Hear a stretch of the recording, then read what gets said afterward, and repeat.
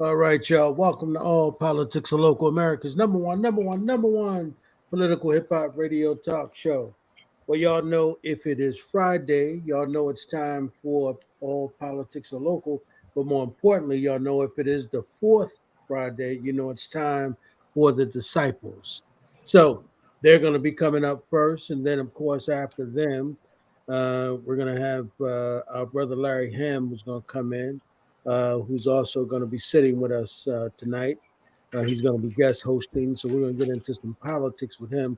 Particularly, we're going to talk a little bit about Biden deciding to run again, so we'll have a conversation about that, and we'll talk about some of the firings at Fox, and of course, what happened with Don Lemon.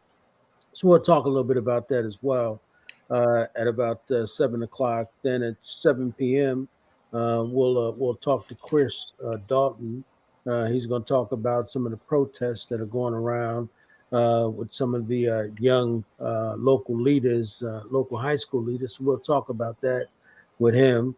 And then, of course, at 7:30, we've got Nedia Mosby, who's going to come in, and we're going to talk about the road to New Jersey, talk about the takeover Military Park Sunday on April 30th. And then, of course, at 8 p.m., we're going to talk to TJ Whitaker, and we're going to talk to him about his continuation of what he does with the Gary Convention, the mock Gary Convention with young people up at Seton Hall. So we'll talk with him. And then, of course, at 8:30, it'll be DJ Rhino, and we'll talk everything hip hop. So, of course, I'm gonna sit in with Roundtree until the rest of her crew get here, and let me go on and introduce. Of course, y'all know the one and only Reverend Louise Scott, Councilwoman at Large Roundtree. She's a heavy hitter all by herself. So, Roundtree, welcome to the Disciples. Waiting on your crew, Waiting and on my colleagues. and then, of course, I'll bring your guest in so you can introduce her, and I'll bring her in. Yes, good evening, good evening, good evening. And what an honor it is once again on the fourth Friday to be on the All Politics of Local number one hip hop. He said he gonna label that, he gonna seal that, he That's gonna right. patent that. But That's right. this radio, Facebook Live, All Politics of Local is what's happening. It is something that's needed in our community to get the information out. You know, we used to have WNJR, but we didn't have Facebook Live back then. Yeah, that's right. That's right. News and views with a woman that was here before you and I named Bernice Bass. And then there was a woman named Kitty V. Taylor, who was my godmother, who had Seniors in Action. Let your golden years be your best. But she would let them come on from 2 years old to 200 if that's where they would make it. But now we are blessed. There he is to have All Politics of Local. Of course, this is Reverend Louise Scott-Rountree, council member at large, here because there's a brother named Minister Haqq Muhammad that is now have joined us. And had it not been for the visionary Ed Riley and Minister Haqq Muhammad, and of course we got to give God credit, we wouldn't be sitting here.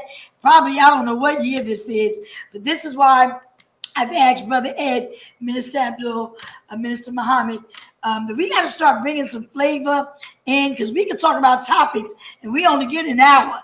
They need to just give us a couple hours so we can bring some of the stuff that we got coming. But we thank God. Oh, yeah. God is good. Let me turn it over to the host with the most, the brother with the power, the brother with the fire, the honorable representative of the Honorable Minister Louis Farrakhan, none other than our host, Minister Haqq Muhammad, our other disciple. Quick and snapping them fingers. You're muted, my brother. I think you're muted, brother. She did all of this in front of our guests. Oh my goodness. I feel so bashful. Oh my God. But I always appreciate you, Reverend Roundtree, and your wonderful work. I'm proud of my sons. I don't know who you're talking about, but I'm proud of my sons. I'm so thankful that, to see you, to see Ed Riley, to see our wonderful and exceptional guest here with us today from University Hospital, our beloved community service and servant and sister. We so thankful to God that you can be with us today, and we thank you again for your service and your hard work and your dedication and your sacrifice for doing all you can do to serve and improve the quality of life for the citizens here in Newark, New Jersey. But again, I'm Brother Haqq Muhammad, the student minister of the Honorable Minister Louise Farrakhan for the Muhammad Mosque of Islam, number 25, which is located in the city of Newark, New Jersey. You all heard that wonderful introduction by Reverend Rountree, Councilwoman, sister, revolutionary queen, community mother, activist. She's everything. I love you. No, we love you. She's everything. So again, we want to get right into it. I don't see Brother Ali. He's not with us today. I don't know. I didn't hear from him. I guess we better reach out and make sure he's all right. Yeah. I'll do that while Sister Brooke, this wonderful, wonderful sister. Yeah, well, we definitely don't want to hold our sister. We know she's very busy. She got enough information to take the show, but we. Yeah, I know. We don't want to. We ain't gonna let that happen today. She might have to come back a couple of times. We don't want to hold this. So again, we have introduced our guest somewhat, but at this time, our sister from University Hospital, Sister Brooks, the floor is yours, dear sister. Well, thank you for having me tonight. I've always watched you guys on Facebook, and Wow. I did listen to the radio station back in the day. So it is an honor and a privilege to be with you. As you know, I'm from University Hospital. I'm the Director of Community Affairs there. And it's an exciting time at University Hospital because we're looking to build a brand new campus. I just happen to have, in my crib, in my house, some of the renderings of what you can look forward to. And so we have started to re-engage the community about what they would want. Last year, we spent some time in and out of the community. We did a survey. We had small group discussions with food. I was in churches. We were all over the place. And there were some key themes that emerged from the community about what they wanted in this new hospital campus. So I don't know how much time I have if you want to interrupt and ask me questions, because I could go on and on. But what we did hear from the community, which really shows us in these renderings based on what we heard. So we heard that the community, and I want to back up. When I say community, I'm not just talking about folks in the community. We also talk to employees too. So that is also what we consider community. We talked to about 500 people last year, and we learned that people wanted something that gave them a sense of safety and trust. That goes from the parking lot, that talks about security, that talks about how things are laid out on the campus. But that was the first thing that we heard loud and clear. Secondly, people wanted us to build community and opportunity. If you remember those Newark agreements, those Newark Accords, we made some very specific promises to what we were going to do for the community in terms of opportunity and access. And so we heard a lot about that again from the community. And lastly, we wanted to create conditions of health and well-being. If you've been to University Hospital in the last 6 months, McDonald's is gone. Burger King is gone. We can't talk about being healthy and having healthy food choices with a fast food restaurant on our campus. And I get it. I work there. Sometimes you want something quick, you want something easy, you want something inexpensive, but that goes against what we say when we say we want to have healthy options. So those are the three main themes that we heard.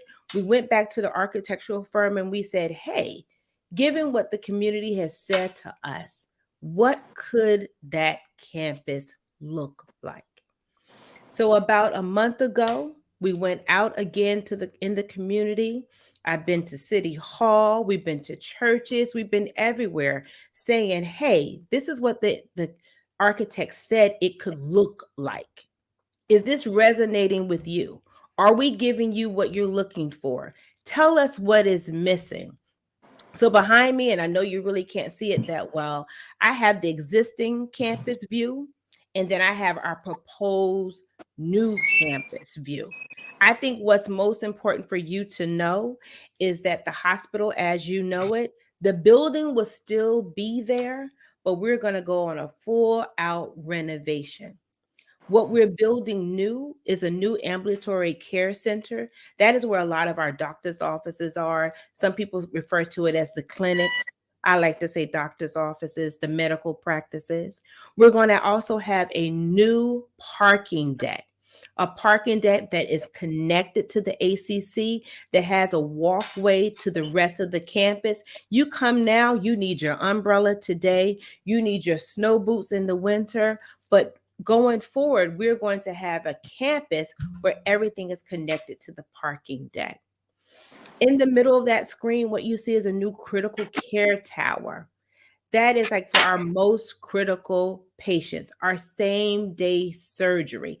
That is going to free up some critical space in that existing hospital right now. And then in the center of that screen, it kind of looks like a pool. It's not a pool, but it is something for us. It's our brand new community center that's going to be right on Bergen Street. See all that green space, that rooftop garden? This is building for the future, and we're very excited about it. We still have more community meetings to go. I'm going to be at the Y, I think, on Monday. I have a host of different organizations that we're going to be going to. I'm going to be at Centerplex tomorrow if anybody wants to stop by there. We have about 25 community conversations still scheduled, but it's not too late to schedule new. You can reach out to us at Brick by Brick. We're in the Brick City. We're building it brick by brick. If you would want to host a session, if you want to see some of these renderings up close, we have a new digital survey this year with some of those renderings there too. I know everybody can't always make it to a small group conversation. You can also go to our website, www.uhNJ.org/brick by brick. So yes, I'm excited. It's going to be amazing. It's going to be new. It is going to be renovated from 12th Avenue all the way down to South Orange Avenue. So that's when we talk about building a new university hospital campus. Yes, ma'am. Those plans sound exceptional. We definitely appreciate the due diligence that you have done as it relates to surveying the community and hearing from the citizens of Newark, New Jersey, because oftentimes, history teaches us that many people have made plans without our consent or even considering how we feel, what we think. We know that there's a high degree of anxiety in the Black community as it relates to gentrification. We see people building all over America in the urban areas. I have a book here, Sister Brooke, I know you may be familiar with. It's called The Color of Law. Oh, yeah. Yes. Oh, yes. I think everybody reading that. Yes. Segregated America. Yes. So, a lot of times our suspicion is reasonable. It is. Because when you look at the history of the communities that we as a people occupy and the things that have been unjustly done to us, about urban renewal and slum clearing, and these various government, I would say, programs that have been issued to displace citizens of places like Newark and Irvington, these urban areas. There's always a little bit, again, of anxiety when we see people building. So to have you going around, having these community meetings, asking questions, being transparent, right, I think is very helpful and very beneficial to the citizens of Newark, New Jersey, and everyone in that particular area where the hospital is being built. So again, we just want to thank you, for all that you've done and all that you will continue to do, my dear sister. Thank you. I appreciate it. We're well aware of gentrification, and this is not a gentrification project. This is a renovation and construction project that includes people that look like us. And That is so important, Minister, because Brother Ed, the truth of the matter is, and I chair the, and this is amazing, I chair the University Hospital Community Advisory Council. Yes. And in the meetings that I attend, a lot of people think that when you're on the inside or a part of something or an establishment, that you're going to make sure that that's your only view. But that is in no way, and Brooke knows it. I don't open up the meeting saying, guess what? Something's good about to happen. Mm-hmm. And we need to all get behind it. No, what I say is we need to investigate, make sure that we find out all of the information, how it's going to affect all of the parties involved, and then make a conscious decision of our support of a particular thing. There's so much going on. There's so many great things going on with this. And as you stated, Minister, yes, she is going around. Now, there were some things that, and they're not finished, which is good because they've already done a study. And based on the study from the previous, hi, Miss Cooper, based on the study that they've done for the previous meetings. Hey, Councilwoman, what's up, Donna? Based on the study that they did from previous meetings, there were some concerns I had about some things they had already made decisions on. And you know what, Minister? People will say, oh, well, they already got the plan because look at what we're looking at and the decisions have already been made and no sense in you saying nothing. They're just going through the motions. Well, I'm not a part of anything just to go through the motions. Our time is too valuable. Yes. Our participation is too valuable. Our community is too valuable. Our people have value. And it's time out for us just allowing things to just happen because someone said this is the way we're going to do it and go along with it. I always remember as a child, a very small child, didn't know what these conversations were about, but a lot of stuff was being raised, a lot of dust when the new camp, well, it's now the old campus, which is antiquated, was being built, where people were displaced. One of our true advocates during that period was Senator Ron Rice. Yes. And people are familiar with that. I don't even think Minister Abdul Haqq might have been born yet. But you were, Ed Riley. You might have been in diapers, but you're familiar with the situation of what took place in that very same area. So it is important. Yet, we still need updated equipment. We need an updated facility. What worked for 1965 in 1970 is not going to work for 2023 or 2033. And the truth is, you hear preachers and everyone else say, faith leaders, you can't preach a 8-track sermon in a CD age. Well, baby, the car I have now don't even have a CD in it. So we got to get away from even talking about a CD age because the truth is time. Hi, Alfreda. Time is moving. It has not stopped. New ideas, things are being created. Everything is new. Yep. Everything, they say nothing new under the sun, but they're finding some new ways in technology that things were not here 50 years ago. So I'm excited about the one thing that we're updating the facility. What's built around it becomes a concern of the community. What's there for the community? Childcare, is it there for the community? How they're living, the people that are already there, how is it going to affect? And those are the questions the community, when they ask them, not only get answers, but that we make sure that when the plan is being developed, that the community is part of, and they can say, you know what, I recommended that, and it happened for the community. Not for me, not for us personally, but that they can literally look at the plan, and as it's being developed and rolled out, that a community can truly say, I had a part in that for all of us. Yep. So, Brooke, I love you because she's serious about this thing. She's Minister Haqq. Yes, ma'am. Mr. Haqq. Yes, I'm ma'am. sorry, can I ask a question? University doesn't just serve the city of Newark, it serves everybody around Essex County.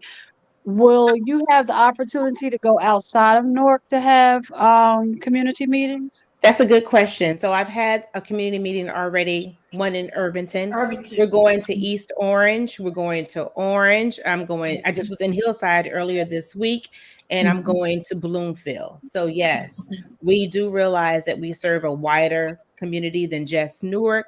My emphasis is Newark, but we are definitely outside of all Essex County.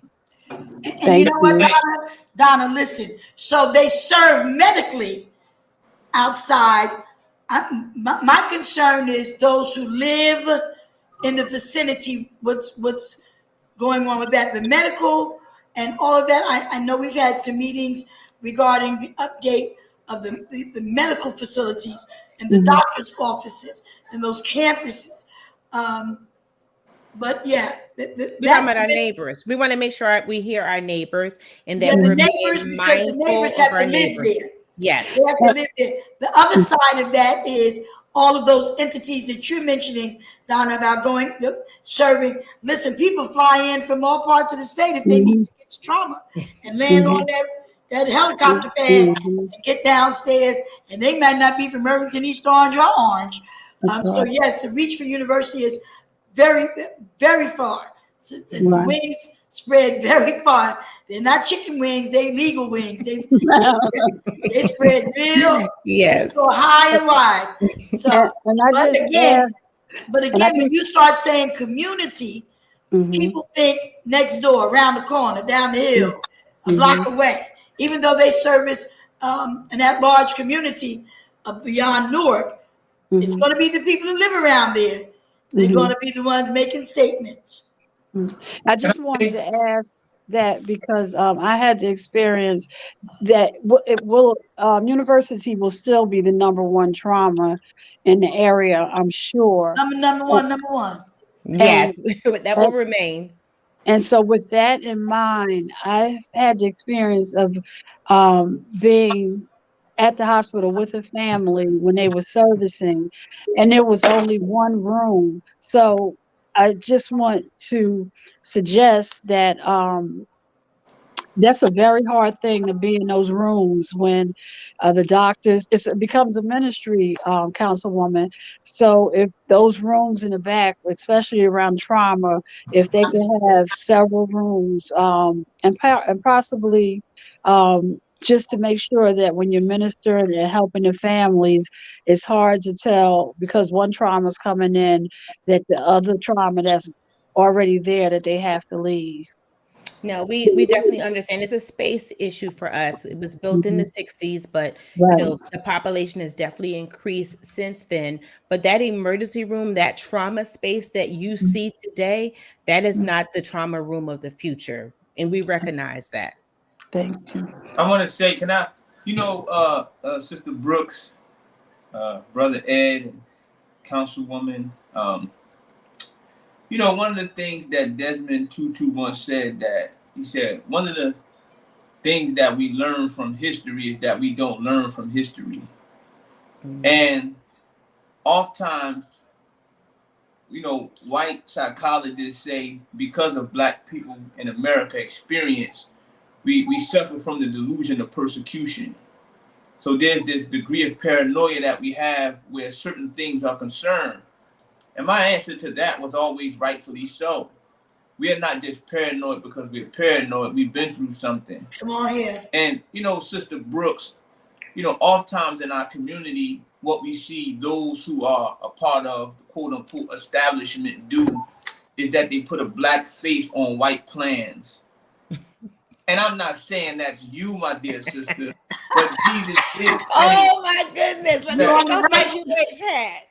Oh, he did say that all that came before me was thieves and robbers. So I'm not saying that you the black face on these white plans. But oftentimes when those who are quote unquote in power want to present something to our community where we won't be as suspicious, our eyebrows won't be as raised, then they send one who looks like us to calm us down or to, make us think that everything is okay. I'm not saying that's you, dear sister, but I just I'm not want saying you to it's know. you, but Miss No. Brooks, you I the just one want on you the to know, Sister screen. Brooks, that this is a reality. No, I hear you. No, So that's some of legitimate. the hostility that you may feel or the resistance, it's from an experience of being deceived, being lied to, being bamboozled, being hoodwinked. Again, I showed us this book, The Color of Law, and it talks about a lot of the chicanery and the machinations that were being done in order to take over particular areas in our community where we thought, it was for us, but in the long run, it wasn't as beneficial as we were told that it was. So again, I really appreciate you being transparent, dear sister, in giving the explanation of what's happening. But I do want to ask you, what has been some of the major concerns or consistent concern that you've heard from our community as it relates to this particular project? I think you summed up the consistent concern. Okay, wow. Is this really going to happen? Do you have any money? How are you going to pay for it? Is it still going to remain a public hospital? Are we really building something for the white folks to come and take over? It's so close to 280. That's a perfect opportunity for them. And I mean, and I hear it and I understand where it comes from. But I'm going to tell you what I told my colleagues, because I do the same presentations for my colleagues. At any point where I feel like this is a circus, this is a show, I'm getting off the train. I'm not going to sell Come on, something sis. or represent something that's not true, that I don't believe in. And I tell folks that all the time. You don't know me, but I think other people that are tuning in do know me. That's right. I have no problem telling y'all. Have a good day. Right. Yeah, You don't Wait a minute, pay I me. wouldn't You have asked don't her to pay come on me the show. enough. You don't Wait a pay minute. me enough. You don't I pay heard me it. enough. I would have never invited her No. if I thought, listen, we don't have time to be spreading information or giving people a platform that's just for them and not for the people, and not sharing information that's going to be, there he is, Pastor Ali. We don't have that time. Matter of fact, we don't have the luxury of doing that. I mean, Minister Abdul Haqq Muhammad, myself, and Pastor Ali, and Brother Ed, and Donna, and Baba, and all these folks, we come on here, our reputation precedes us. So that one thing we're not going to do is fake the funk and be the face of foolishness. Nope. So, or deceit. How about that? That's maybe I don't do that. I don't do that. We love you, Brooke. So that's how you got a seat at the table. I said, Brother Ed, this sister's doing something, and at the last minute, we've been on this Facebook Live for a lot. Hi, Hallie Cooper. You know she good. I see beautiful Kim Riley, which is the wife of the Brother Ed Riley. She just is gorgeous and beautiful, along with Lady Belina Ali that have tuned in. Pastor Ali, brother. Oh Lord, have mercy. But anyway, good evening. back to what Sister Brooke was saying. It is so important that when we get information like this, that's what we do, Minister Muhammad. We discuss topics, and we've been on here for a few years now.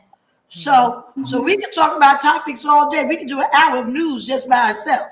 But when something new is coming to our community, and there are people that might not get it, and this is a lot of youth, listen and watch. You said number one, hip hop, even though we got hip hop is 50 years old, so it's not just 21-year-olds tuned in. But yeah. And we definitely appreciate Sister Brooke. Yes. Not afraid to come on top of the disciples, because again, Sister Brooke, truth can withstand the most intense scrutiny. That's right. And does not fear investigation, but rather invites exploration. So we are honored that you would come and be with us, because again, our job is to say, thus saith the Lord, not thus saith the government, or thus saith this one. You better talk. We got to give unto God that which belongs to God, and give unto Caesar that which belongs to Caesar. So being men and women who are striving to be servants of God, we have a constituent, a group of people that we are to represent. And the scripture says, woe to the shepherd that feeds themselves and not the flock. So our primary concern is the flock. So it's nothing personal, Sister Brooks, but we just want to be as transparent as we possibly can. And we appreciate your gumption, and we appreciate your service again, and we appreciate again your transparency.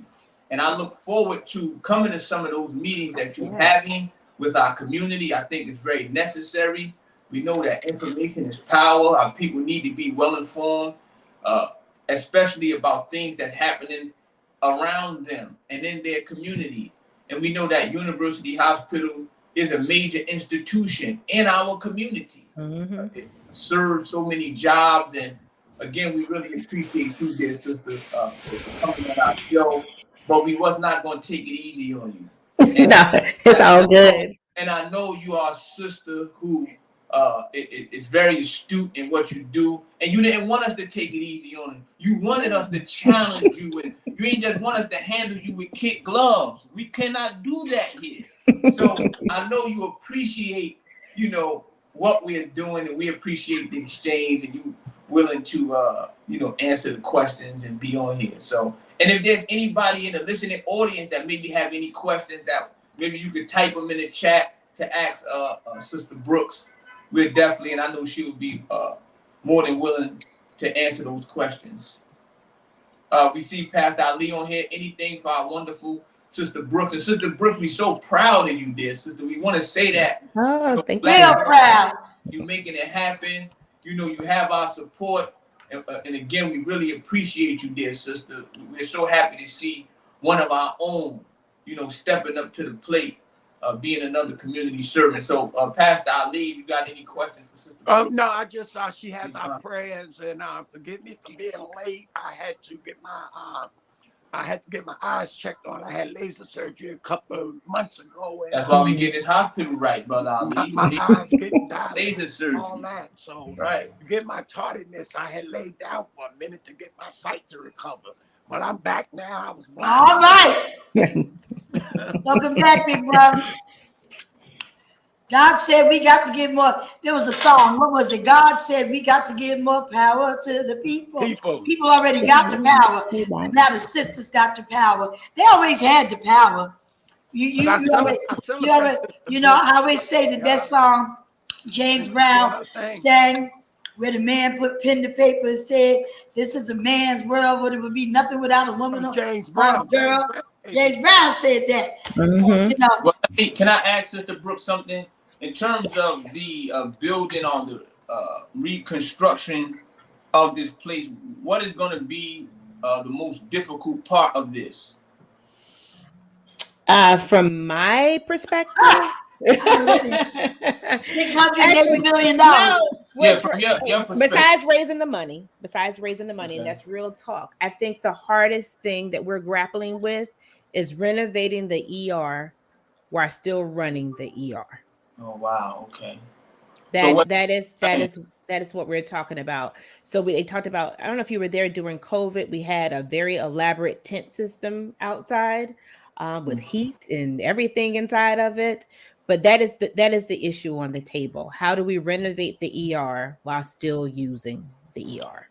So, if I might add, because we just saw renovation take place in another ward of this city.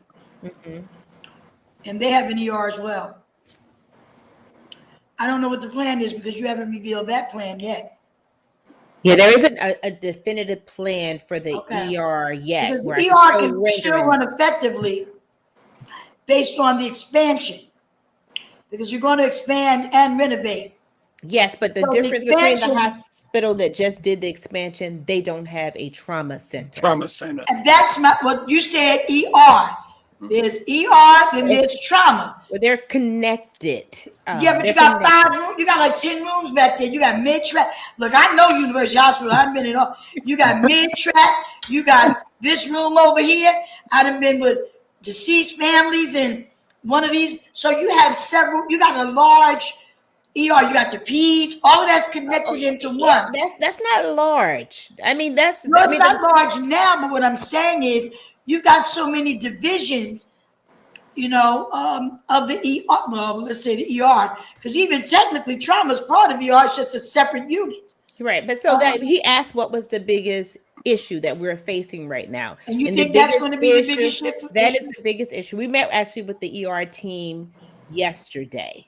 So when you start renovating, anybody's ever done any renovation at home or at your church or wherever, you just never know what you're going to uncover once you start going in those walls. Tearing stuff apart. Yes, and absolutely. that does give us a sense to pause, Yes. And so otherwise, raising the billions of dollars that we need, can we get a church offering, a building fund going? Wait a minute, you better tell them how much, baby. I saw those figures. We need more in the church offering. We need a convention offering from the church.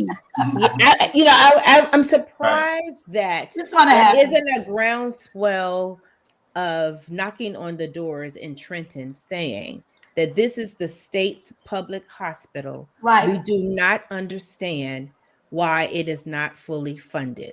Right. That's another conversation. That's another conversation. And maybe we can bring you in before another audience to have this conversation with some people that maybe can help to make that difference. But let me be very clear. Legislators are not only, they have the power to push, but my father always taught me it's the numbers in the public. Yes. And I always I can't do this without saying that there's two people that brought a whole bunch of folk together.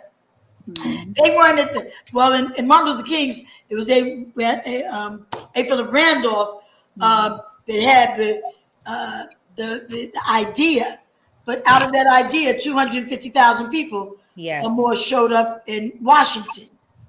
Hence, we got voting rights and a whole few other things. But Honorable Minister Louis Farrakhan came down to Washington with 1 million men. And if we could, and I'm going to say this every opportunity I get, if we could get behind whoever the leader is advocating for whatever it is for the people and get the numbers there and stop worrying about who's in front of the line and just get in line, we could do a whole lot more collaborating. I mean, don't forget, we're ready. Remember, we just did this with St. Michael's. So it's right, but St. Michael's is a little different. This is a 600. How much is it? Well, what I'm talking about the to keep it open, y'all did the community. The community part. The community to keep it open. But then when you look at the trajectory of, if you look at what was going on during that period, you got Columbus that was closed, St. James, they were closing hospitals. Same was that up in Orange a few years back. So you got Orange Memorial. So hospitals were being closed, and at some point, some faith leaders in community got to, and it wasn't a whole lot. But in some cases, you're gonna need some numbers right now, and this has nothing to do with you. With the medical, I'm just going to do a sidebar. We still trying to get a CCRB pass with subpoena power. Now I'm going to leave that right there and come back to the medical. So we talking about we just came together and did some stuff, but sometimes it takes a larger number and whatever that issue is for people to understand, look, we ain't playing with you no more. And this is what we want. This is for the people. This is what you need to do. And we need you to support it and push it through. And with 1 million people, 500,000 people, or 200,000 people, even 300 people, that are 100 people, if they're reputable and have a voice, it could be Minister Haqq at the front of the line and 100 people behind him saying, we just not going to do this. We have protested for certain things. Right. We have made it. Anyway, we need that money and you need some money and whatever we need to do to try to assist to get this done, then I guess we have to put that together and do that too. And it was passed in Florida with St. Michael's. I think the people are there. The people are just waiting for the call. I know they're going to be there. Yeah, this right here is a baby to the city of Newark. People are serious about this hospital and what the expectations are. So the people. So we've been having meetings. We've had about 20 meetings, and while we've been calling on people to show up to these meetings, while they waiting on the call, that some of them won't even come to find out what we calling them for. So that's. I think we can never, and I'm saying I think we can never forget, scripturally, the book of Ezekiel it describes the people as being dry bones in the valley. Gotta breathe. And Ooh. Can they live? the Son of Man was told to prophesy to the bones, and we know that the bones, they shook and they rattled, but they did not move as God wanted them to move. Nope. And at a certain point, God told the Son of Man, Ezekiel, you know what? Prophesied to the winds. And the winds, the Honorable Minister Louis Farrakhan taught us, represented the conditions. Come on, sir. When he prophesied to the winds and the winds began to blow on the bones, it was the winds that caused the bones to move and ultimately come together and connect and become an exceedingly great army. So oftentimes, again, because of our experience, you know, we suffer from a great degree of hopelessness and, you know, trauma and various things that we go to. Oftentimes there is a disconnect with many of us, and those community servants have to work extra hard to get us to participate in that which will be beneficial to ourselves because of the level of community mistrust and a plethora of other things. So again, I think that, you know, the conditions and the circumstances, along with the calls that we try to make, is what ultimately will cause our people to come to connect and to heed the call and to heed the warning. But it's not easy, and this is why sisters like Brooke and those community servants, they need support. They need us to rally around them. They need us to spread the word about why this is important and why we need it and why. That's right. You know, because a lot of times as a community, we are frustrated from having our goals and our aspirations blocked. And that frustration produces apathy, where we feel like, man, it ain't nothing we could do. We done tried this. But long as we are living and there's breath in our bodies, then we have a chance. So we can't become so apathetic as it relates to the things that maybe have eluded us or the goals that we didn't reach. We give up on life or we give up on our community. We see that in a city like Newark, where there's been, you know, a high degree of crime, who would have known that we would, in terms of public safety and all that we're doing and the gains and the strides that we have made, you know, to ultimately better our city and our community. So we just keep working and keep asking God to give us the necessary strength and to inspire us. We're going to make it happen. Again, this is our community. We live here. We attend University Hospital. So we be the best. Why? Because we deserve the best. That's right. I don't want to go to Overlook. I'm not saying there's nothing wrong with that, but you know, I want to go to my facility. Me too. On the street. I don't want to have to get in my little car, my car, and have to make that hike. No, I want to go and be proud of a state-of-the-art facility where I could be serviced. And not just serviced well physically, but socially. Socially. You know, where there's warmth there when we come. You know, so again, thank you, Sister Brooks. And we're going to do all that we can do to continue to strive to spread the word and get the word out. Reverend Roundtree been doing an excellent job. Yes. Sending it out to the faith leaders, letting us know about the talks that you've been having and the discussions and dialogues. And I think it's necessary. And Minister, you know, I would say continue to strive. Yes, ma'am.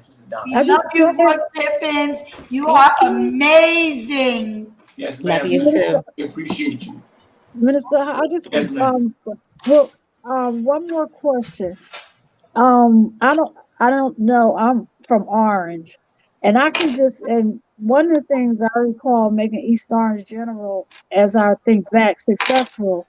All the doctors that were in the area were connected to East Orange General, and it was like everything was like a big circle. Like you went to the doctors, and then if they had to refer you to the hospital, you went to East Orange General, and if you had to get medicine, you went to the pharmacy downstairs, and then aftercare, you went to those it was the blue building on Central Avenue, and everything happened in those 3 blocks.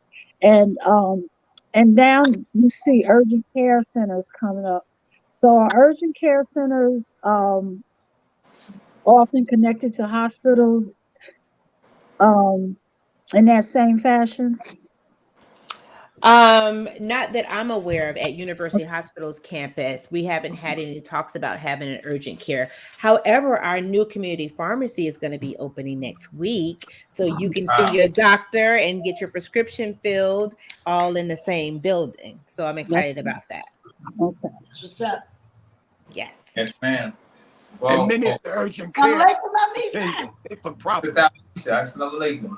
Oh, I love Alisa. That's my son. Anissa, that's Oh, my wow, that's my okay. Muslim sister for real, for real. Okay, so this is getting better about a minute, Sister Brooks. Okay. Yes. Okay, Oh, wow, wonderful. some Okay. confirmation for you. Some confirmation. No. Not that I had any apprehensions.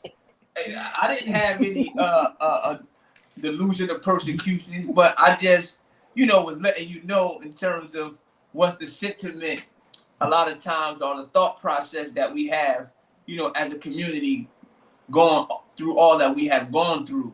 But again, I'm just so happy that you're with us. Yes. And that you're being as transparent as you can and that as open as you are. We really appreciate you, sister, and you have our support, I appreciate it. So I'll be calling on you to have some additional sessions. And even after we wrap up this phase of engagement, I'll be back again like, hey, what do you think this building looked like? What do you think this building looked like? Every step of the way, I'm coming back and checking in. Yes, Amen.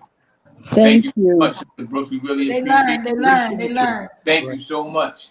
Thank you. All right. Honored to have you. Okay, y'all have a wonderful night. I'm gonna leave, but y'all know how to reach me. Thank you for taking the time, Brooke, Brooke. we can't let you leave. This is a hip hop radio talk show. They said stay around. When you're out there doing the work and you have to stay inspired, what hip hop artist, individual or group are you listening to? Oh my goodness. Wait, hip hop versus rap. So I'm an old head. I'm older than I look. So I'm a big Nas fan. I'm a big Biggie fan. But present day, I love myself some Megan Thee Stallion. I'm sorry. I love some Megan Thee Stallion. Wow, okay. You have to listen to hip hop in this work because folks will beat you down to nothing. But if I rule the world, you know what I'm saying? I really That's right. all my boys. That's right. Yeah. Well, I'll tell you, our producer Jonathan says Megan Thee Stallion was a great debater in high school. Oh, I can see it. I can see it. Wow. Wonderful. That's excellent to know. Thank you so much, Sister Brooks, and we appreciate you. We look forward to having you back real soon. Thank you, dear sister. All right. Y'all have a wonderful night. You as well. You as well, darling. So, Reverend Roundtree, again, thank you so much for having Sister Brooks with us. We really needed that. Very informative. We really appreciate her. Again, we rallying around her. And, we pray God continue to protect her and inspire her, continue to encourage her.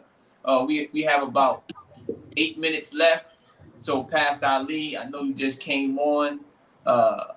We have Ed Riley. Any closing remarks that you all want to say? Well, I think one of the challenges, Sister Donna. I will say this, one of the challenges is with our University Hospital, the analogy you gave from Ezekiel.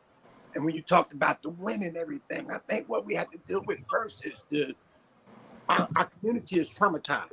Our community is grieving, and it's going to take a time for them to heal. They're just getting over COVID. That's right. Deaths of COVID, and it's going to take a while for them to heal from the pain that went down. That's right. You figure over 1 million people were died from it, and I think that's our latest with all the other traumas we deal with. That's right. When you talk about a trauma center for traumatized people, that's why the bones won't move. That's right. And we need a strong wind to speak to the bones, rattle up the neighborhood, but also heal the neighborhood. That's right. And I think that rallying call to action and healing has to go hand in hand. That's an excellent point. Trying to rally hurt people will only destroy the movement as we become more traumatized. That's an excellent point, Pastor Ali. Hurt people. That's right. Excellent point, brother. Reverend Roundtree, anything, Sister Donna? Yes, my darling. Real quick, thank you once again, Minister Abdul Haqq, for the platform at Rally, my brother, Pastor Ali, Alnisa Haqq Muhammad. a teacher extraordinaire. Right, our sister, that's right. So, sister, I love her. And MGT. Listen, let me just say this. We have some things going on tonight. I know it's after 6, but the mayor's men's meeting was tonight. So I hope some of our brothers got over to Central High School this evening for the mayor's monthly men's meeting. Tomorrow, April 29th, celebrating Mother's Day Women's Health Expo at Cityplex 12 in the parking lot. There'll be a lot going on. Brooke didn't talk about that. She also serves on the status of women, but that is commission for the status of women. But that is also April 29th, one of LaMonica McIver's initiatives. For May, we are focusing on women's health. So in lieu of the meeting we normally have on May 4th for our women's meeting, we will be supporting women's events throughout the month. Myself, Council President McIver, First Lady Linda Baraka, of course, all knowing that we are able to do a lot of this because of God, and we have this great leader for the city of Newark named Mayor Raz J. Baraka. Just want to talk about real quick for 30 seconds. This week, as you know, Minister Haqq Muhammad and Pastor Ali and Brother Ed, Mayor Baraka unveiled the Office of Violence Prevention and Trauma Recovery Strategic Plan as part of National Crime Victims' Rights Week. Of course, the Office of Violence Prevention and Trauma Recovery works to break generational cycles that lead to violence and trauma. Groundbreaking plans for their goals, they have many.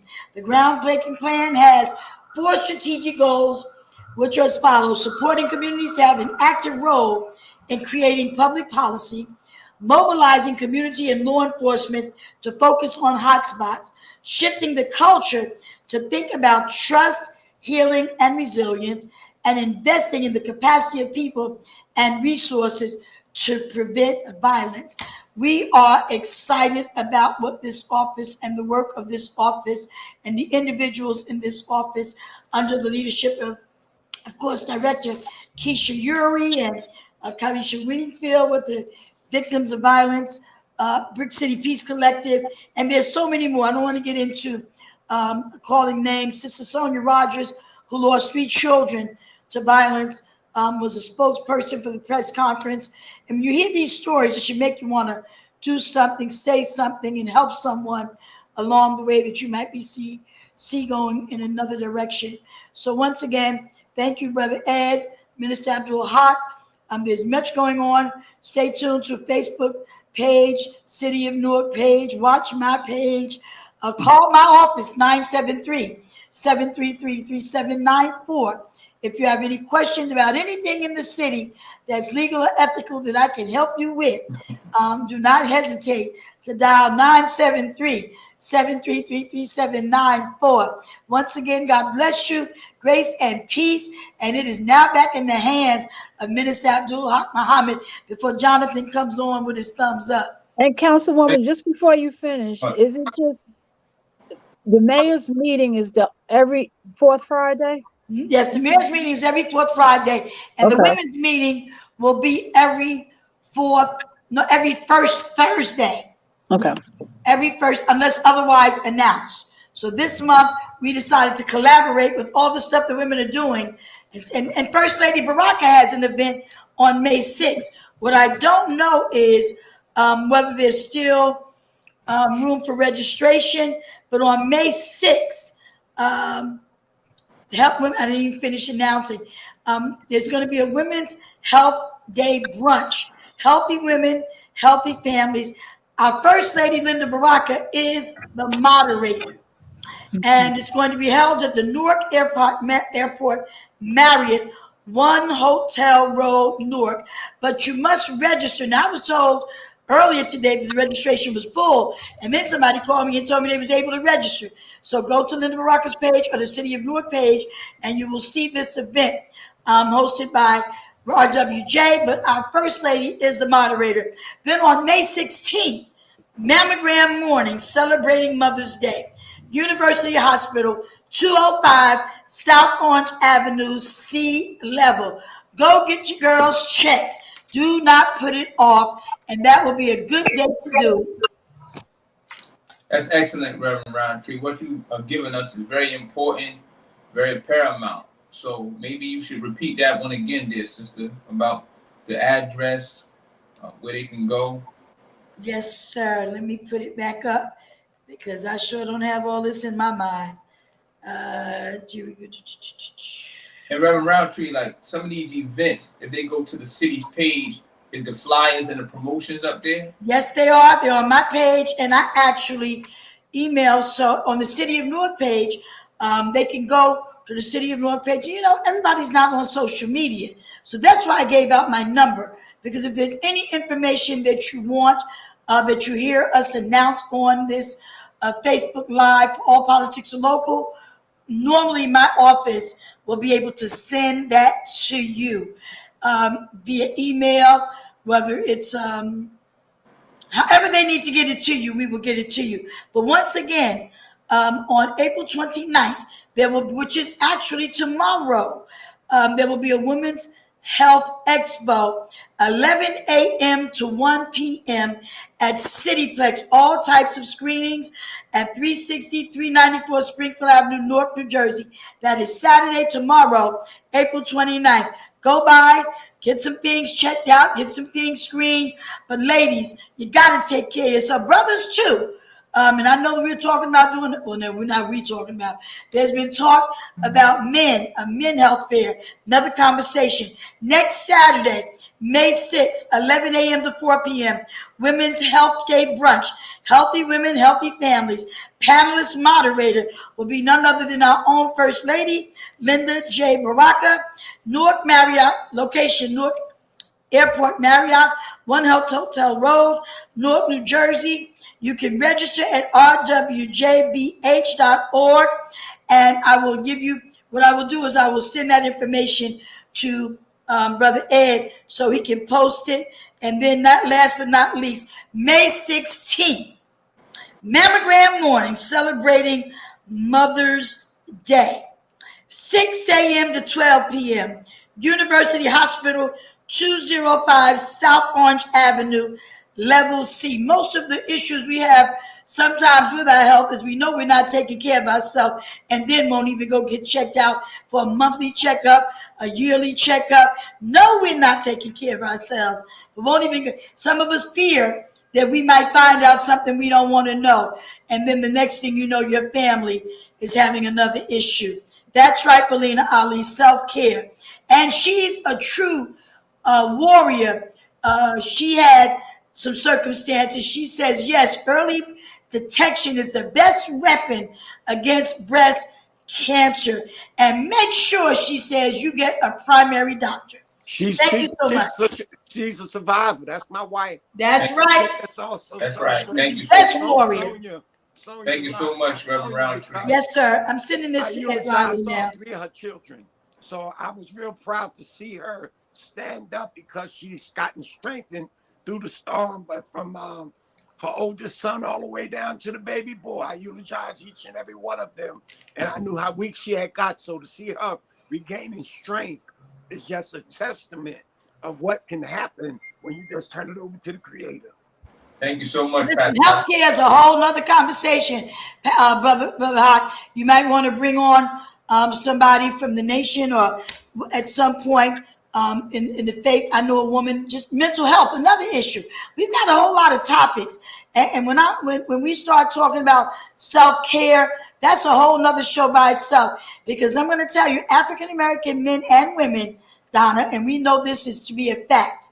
If you do the statistics on, if they did a audit or tried to do a study on how many doctors see how many women a year, which they do have numbers, whatever's in the medical bank. But the truth is, our brothers and our sisters, because either the fear for what they'll find out or just not concerned about what's going on with their bodies, is taking some of our people out. It's not COVID. It's just not taking care of themselves. You get a chest pain or a headache and you say, oh, I'll just take a Motrin. After 3 days, you got a headache. You need to be sitting in somebody's something. You know, Motrin, you know, you could be having a stroke. You could be, and these are stories that have, my chest hurt. Something wrong with my arm over here. Gentleman, officer, true story. Ramsey, his name is Ramsey, I think it is. One of my members from my church, her son-in-law was having problems with his shoulder. He thought it was from carrying the gun. He went to the doctor finally and had found out he had stage 4 bone cancer. Mm-hmm. He thought the pain in his shoulder was from the holster, from the gun, because he was a cop. He just transitioned last week. Right. We know that, Reverend Roundtree. That story is all too common among Black people, Black women and Black men in particular, in terms of, our failing health, not getting checked up as regularly as we should. Again, we know we have a lot of historical trauma as it relates to the medical field in this country.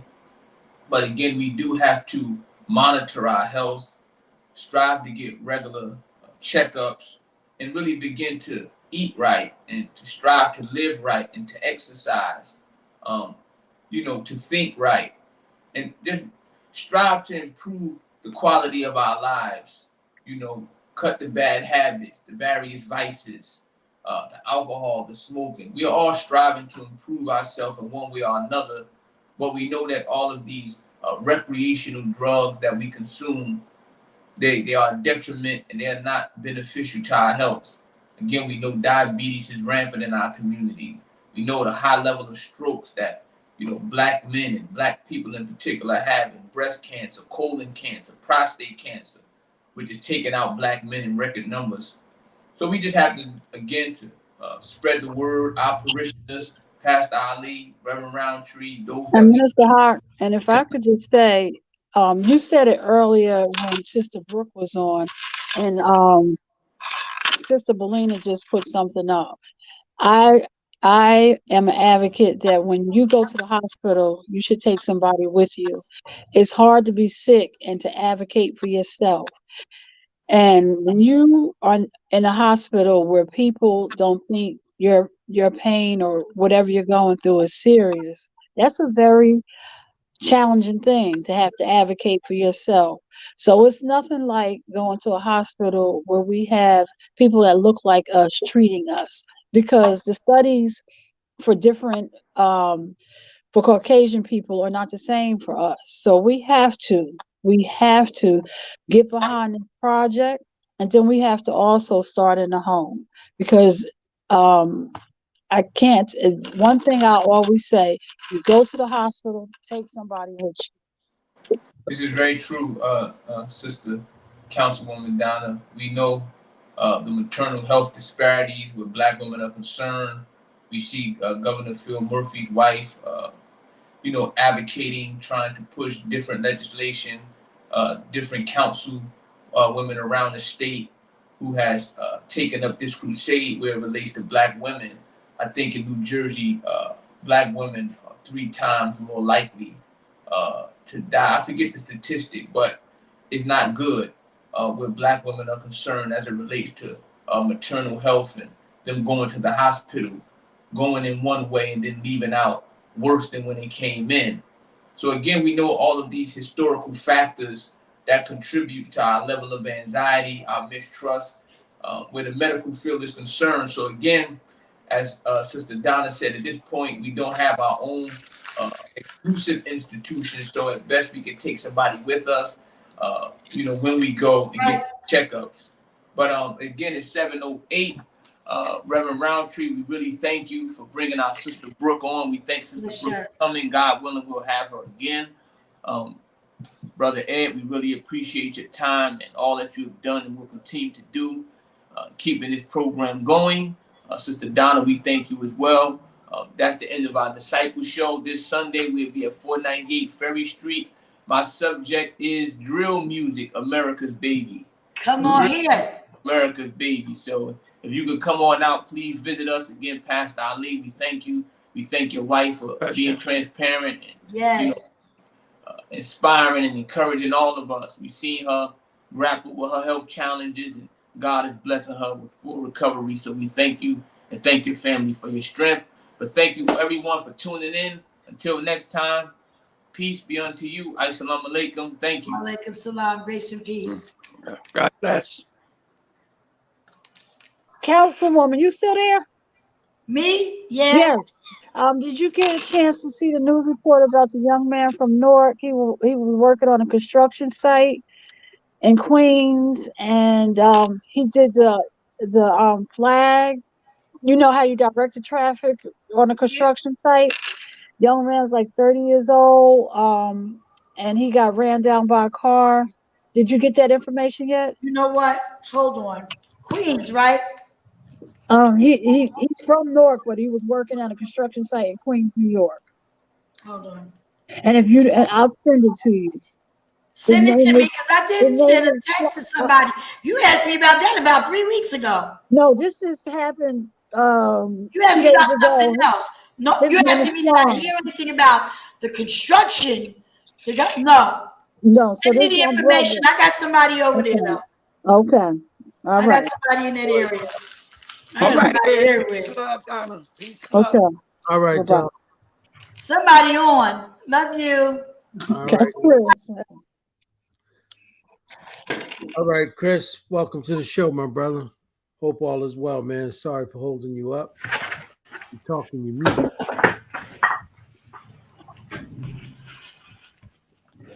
Hey, peace. What's going Chris, on, Chris? does it look familiar where I'm at, Chris? You know this area? How many parking tickets you leave over here, Chris? I'm well, Look the name up. So, Chris, welcome to the show, my brother. Welcome to the show, man. peace. So, who's your guest? Who you got with you? Hello, my name is Felicia George. How you doing, Felicia? Hello. Yeah, we're both working together on coordinating this demonstration for Dalen Wilkins, who, is a 4-year-old Black autistic child who was recently physically abused by his teacher at his preschool in South Orange. Oh my goodness. And the family hasn't received any really no transparency from the district with regard to like an ongoing investigation into this teacher and any of the teachers that or administrators at that school who might have been complicit. So Can we just step back a little bit, and can you just give us an overview of what happened and a little bit about the family and the baby? I'm gonna let Yeah. Felicia do it. So the situation that happened was the young boy's name is Dalen. He's autistic. He's 4 years old. And his teacher couldn't, I guess, gather control of him in the classroom. And he sat on a chair and put his feet up in the air. And she grabbed him by his ankles, lifted him upside down, and shook him for over 15 seconds. There were 5 other teachers in the room at the time. And one of the teachers the next morning went to the principal and told her about what happened. That night when Dalen went home, he was shaking in his sleep. He wasn't talking much. He was very just outside of himself, and his family did not understand why. On top of that, it took the principal 48 hours after the incident to call the parents and let them know what happened to their child. So Dalen also went to school for 2 extra days after this happened and was in a classroom with these same teachers who were silent while he was being physically abused by this one teacher. So far, the teacher has been suspended, but there's been no extra information, no communication to the parents or the family whatsoever. And this happened a month ago. So it's been a month of silence for them. They've been asking questions. They still don't have the teacher's name. They do not have any of the other teachers' names who were in the classroom. And they are just at the point where they need answers. How old is Dalen? Dalen is 4. He's 4 years old. And at 4 years old, he's autistic. Is he, when you have autistic children, their challenges vary in different ways. Right. Is he able to communicate like "Hi, mommy" at all? Yeah, he can communicate. He says some words, but he's not forming sentences. He just started speaking only a couple months ago. So he's still very much like nonverbal in terms of communicating with someone. Yeah. Okay. So, do we know if when he got back around that teacher that he showed, anybody noticed that he showed like some type of apprehension or fear or anything like that? Was No, they anybody? don't know. They don't know much about that because they're not, sharing anything. So anything that did happen in the classroom after that, no one's aware of or is willing to share. The teachers are like not really talking now. So, yeah. So, and yeah, I mean, letting the community know is one thing, but how is it that we can help the family as we move forward? Is there ask, Yeah, so one of their demands is that the district pays for private schooling outside of the district so that he can be placed. It's been a month and he still is not back in school. And the district has said nothing about that demand. So that's the first one. And then we are asking for a full investigation of that school and their hiring practices, and also an investigation of the teachers who are there, because throughout this situation, we've encountered many other parents who have taken their kids out of the school because they experienced similar things. So is Dalen in a, well, it is interesting that we're having this conversation. I can remember years ago, I was at a school event and I noticed maybe a teenager and he was off to the side. And I asked one of the coaches, the male coaches, why wasn't this young teenager interacting? And it came out that he was autistic. And they were saying that when an autistic kid is engaging in events, he's always supposed to have a coach with him so that the coach can help him engage. Did Dalen have a coach, and is that kind of still a standard now? Is he supposed to have a coach with him at all times? Yes, he has a para, and his para was also in that classroom. But the parents are unaware of who did what because they're not releasing that information. But his para was also in the classroom. Okay. So his support was there, but no information. Yes. Let me And- ask you. One is, when did this occur? Yes, I agreed with this. March 27th. March 27th, yeah. So this just happened last month. Yeah. And do they have cameras in there? That I'm not sure. I mean, They should. yeah. They should. But is that the standard, Chris? That your classrooms have cameras in them now? Yeah. Pretty much? I mean, Okay. I work in a middle school in Plainfield, and I mean, there's cameras in the school. Again, I think more so there's an issue of like transparency with the family because they have been kept, without any communication as to who the teachers are. Because also one of the things that like the teacher that did abuse him was not his actual classroom teacher. Okay. Somehow, like other teachers had access to this child as well. So it's like a sub or something. Okay. Was this teacher a staff person, or was it a substitute? What was it? this was a staffed person. She's just not his day-to-day teacher. And where was the regular teacher that knows this child? She was also in the room. The teacher was also in the room. Yes. So It just wasn't. yeah. And do they have an attorney at this point? They do. And so you guys are basically going to rally because the town is not releasing any information at all to the family? Right. No information whatsoever. And what is the attorney saying? The attorney is saying rally on, march on, give him some pressure so that, he's going to do his part and we do our part to make sure that this comes out as soon as possible. Right. And how was the child? Yeah, I was gonna say, have you had any time to spend with Dalen? Not yet. We have been spending a lot of time with the family. I actually grew up with them. I grew up with Dalen's grandmother, or I grew up under Dalen's grandmother. So Yeah, Dalen is very sweet. I haven't spent like time with him, but he's a super sweet kid, and he's very to himself. He's also very loving. He loves his mom. He loves his grandma. So to even imagine someone doing something like that to a child like him just doesn't it doesn't make sense. And Is he traumatized by this whole event? traumatized. Yeah. And at this point, how is his mother doing? How is she doing? Her energy is very much depleted, which is why Chris and I are like doing as much as we can to support them and to get the word out so people know what's happening. But his mom is, it's a lot for her. Yeah. And you said this child is 4 years old, correct? Yes. Yeah.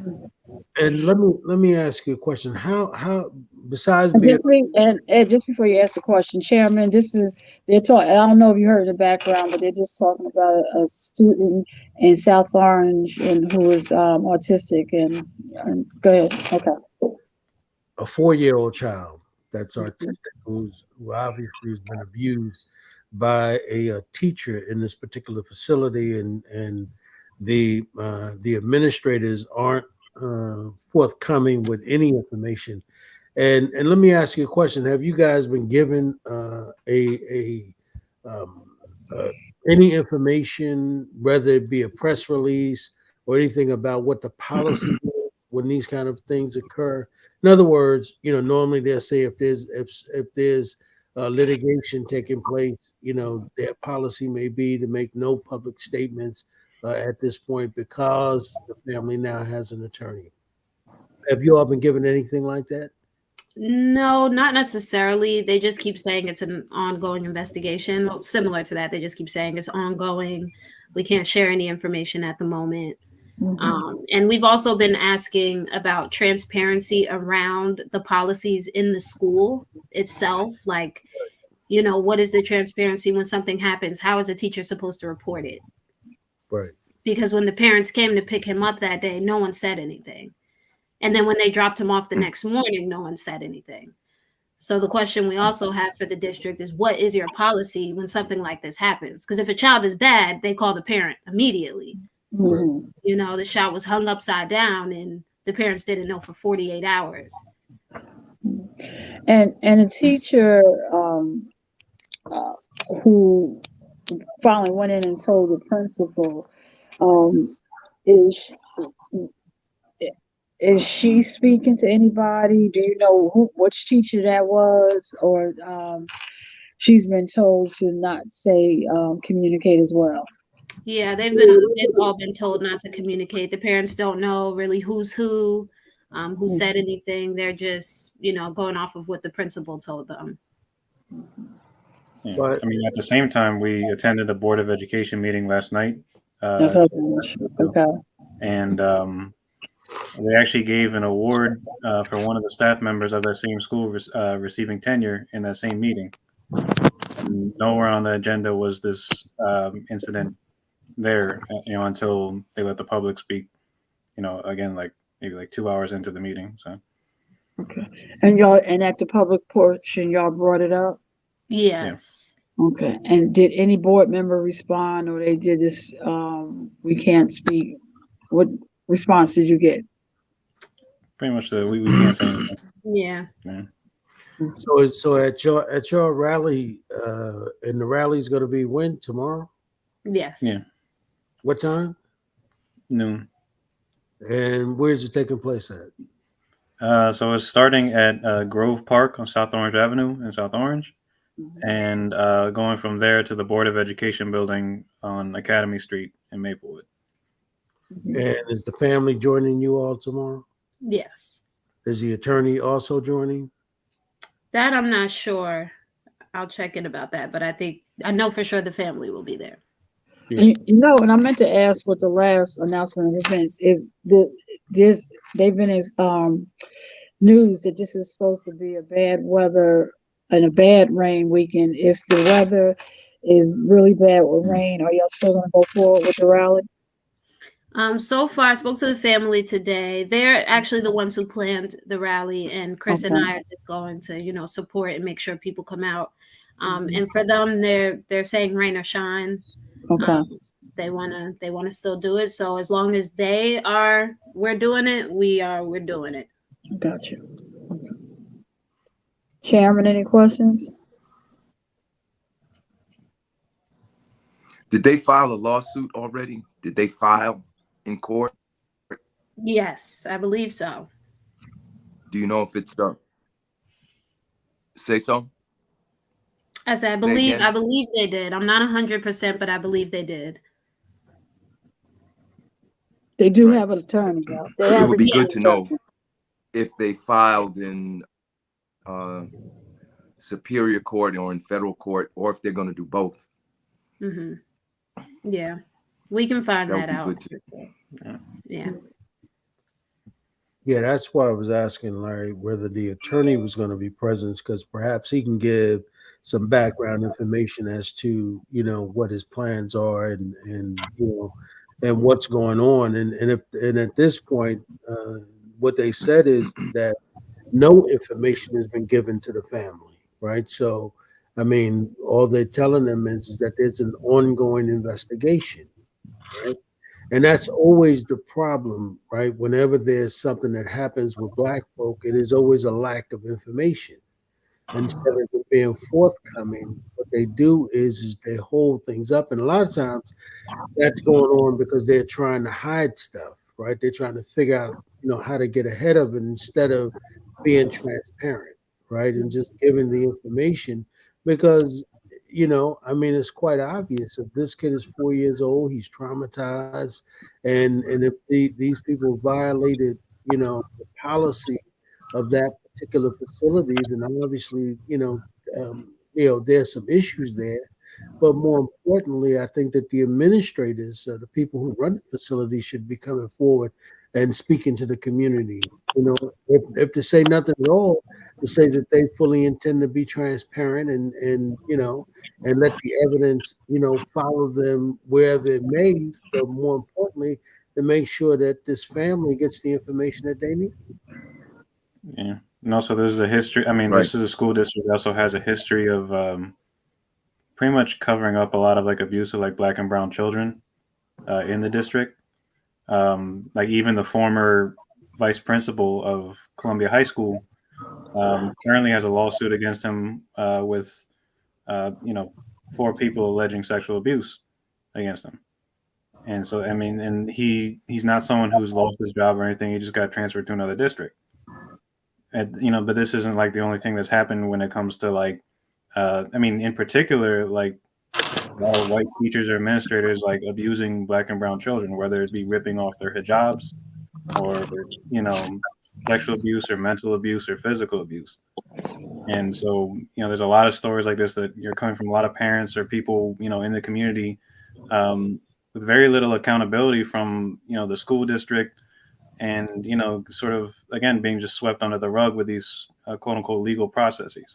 Who's the superintendent up there? His name is Taylor. Dr. Taylor. Dr. Taylor. Dr. Taylor. Yeah. Has the teacher been removed from the classroom? Yes. They're suspended right now. Okay. Is it Felicia? Yes. Yeah. So you said Dalen, and you said so he put his feet up, and just knowing him, and again, it's an autistic child who communicates differently. Right. So just knowing him, and had you been in the room and seen him doing something like that, was he like would you say he was trying to invite somebody to play with him? What do you think he was trying to do when he did that? To be honest, I feel like he may have been trying to like create space from her, create space from the situation, because she was trying to calm him down, trying to like, get him to do whatever she wanted him to do. And of course, he probably wasn't going for it. And I think that she might have been flustered. She might have been overwhelmed. She might have been tired of dealing with him. And instead of handling it appropriately, I think she, grabbed his legs and swung him up. Mm-hmm. This also, I mean, I don't know if you want to talk about this. Isn't the first time that the family. Oh yeah, this also isn't the first time that something has happened with him in particular. His parents thankfully would take pictures of his body when he came home, and he would have unexplained bruises that they would have to call the nurse about. And the nurse would be like, "Oh yeah, I meant to tell you, he bumped his head on the desk today." And his mom would say, "Well, why did no one call me? You know, he has an IEP. I should know if he hurt his head. That's a head injury." You know, or they'd be like, "Oh yeah, he had a cut on his leg," and she called. It was to the white meat. Like the bone showing. And she called the nurse, and the nurse goes, "Oh yeah, ring got stuck on his leg earlier today." And she's like, "Well, why didn't no one call me?" So then when the principal called her about this, she said, "Oh no, there's obviously something happening here." They took him to the hospital as soon as they found out. He had cuts and scrapes inside of his nose. His temple was swollen, and he had marks around his body, on like his ribs, on his legs. He had different marks all over his body. And I think the sad thing about that is that more so on babies, we have historically seen that you could shake a child and with a shaking syndrome, and the results won't happen until like maybe 24 hours later, where it could have resulted in something, very, very just outcome that none of us want to hear. We don't want to hear this, but when babies have, not woken up from shaken baby syndrome, that's something very serious to shake a child like that. So we know not to do that. So that's yeah. How did you all? I mean, how did the family find out that this had occurred? How did they find that out?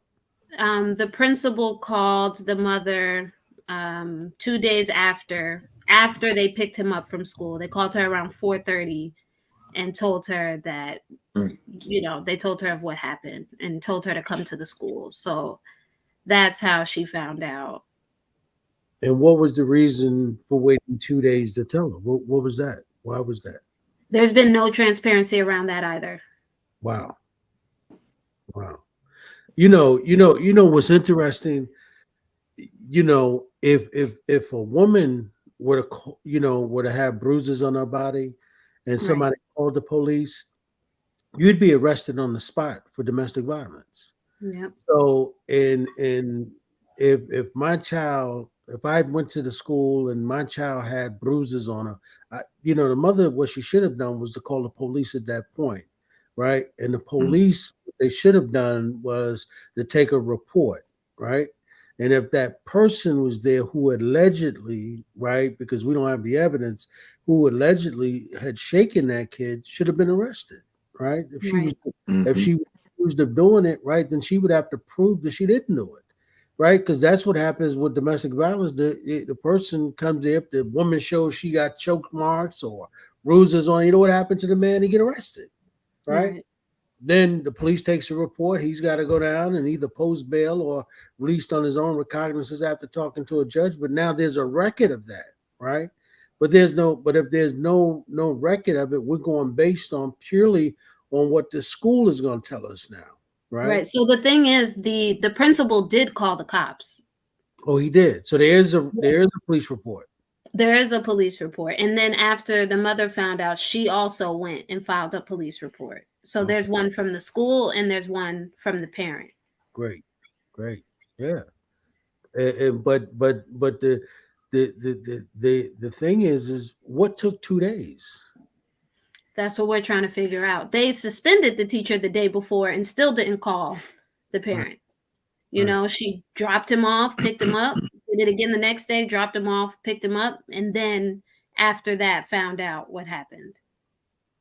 And the whole time she's taking a 4-year-old kid back to this school where this had happened to him, and 2 days later, right, the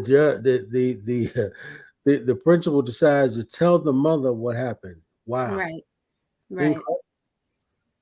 Yeah, it sounded like to me he should be fired. He should be held accountable for not doing it.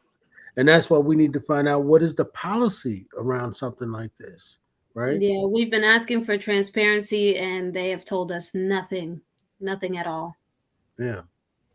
Well, listen, we definitely want to, wish you guys luck with your rally tomorrow. And why don't you repeat that again just so people know what's going on? So it's happening tomorrow at noon, and we're going to be starting at Grove Park on South Orange Avenue, and then marching to the Board of Education building on Academy Street, and proceeding to rally there. So. Well, listen, we want to wish you guys good luck with that, and keep us informed. I mean, obviously, I want to definitely reach out to the superintendent up there, see if we can get him to come on, Dr. Taylor, and talk to him, about that school and of itself. He probably can't talk about this particular incident, but he can talk about the school up there. What is the policies of those schools, and what's going on in that particular district. So I hope you guys get a really good turnout tomorrow. And also, if you guys can get the attorney's information so that we can perhaps reach out to him and invite him on the show as well, and perhaps talk to him as to where he is in this matter, in regards to, the information he's requesting, and, particularly like Larry had asked, what is he looking to file and what is he looking to get at this particular point as it relates to justice for this family. Right. So we'd love to, if we can get the mother and the attorney on, that would be great. So perhaps y'all can make that contact tomorrow for us, and then come back and kind of let us know how the rally went and so forth. Will do. Absolutely. And thank you also for all your support, and also to Chairman Hamm for the support that, Pop has also lended us with that as well. Yep. Did y'all need anything from us for tomorrow?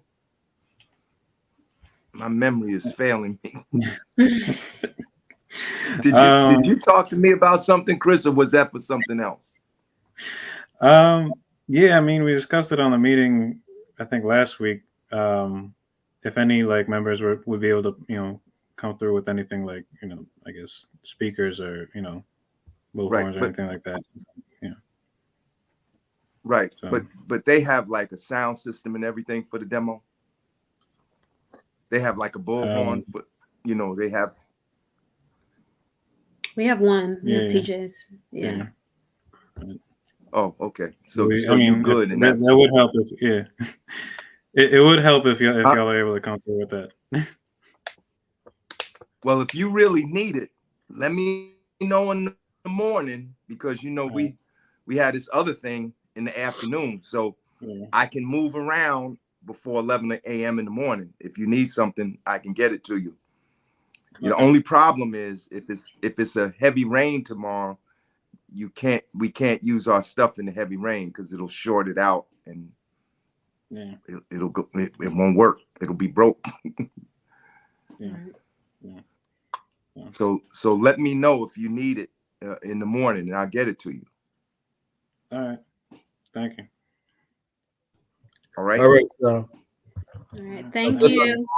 Keep us informed. All right. Will do. Thank you so much. Right. You're welcome. Thank you. Thank you. What's good, Larry? What's up, my brother? Man, I'm just battling with the rigors of old age, brother. Uh-oh. Yeah, man. Trying to hang on. Well, hey, Nedia, we want to welcome you to the show. How's everything? I'm good. How are you? It's very cold outside. Is it? Yeah, it's cold and it's raining and it's not boding well for our action. And I'm hoping that the sky cries all of its tears today so that the sun comes out on Sunday.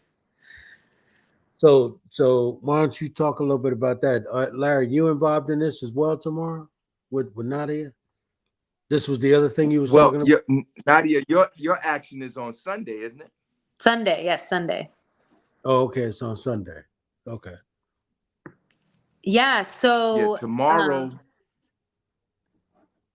Go ahead, Nadia. On Sunday, we're going to be gathering in Newark's financial district on Park Place.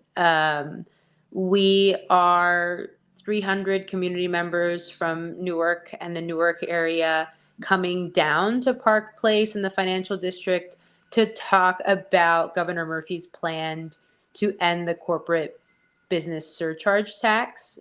This is a 2.5% tax on profits over $1 million. So to give you a sense, you're talking about corporations.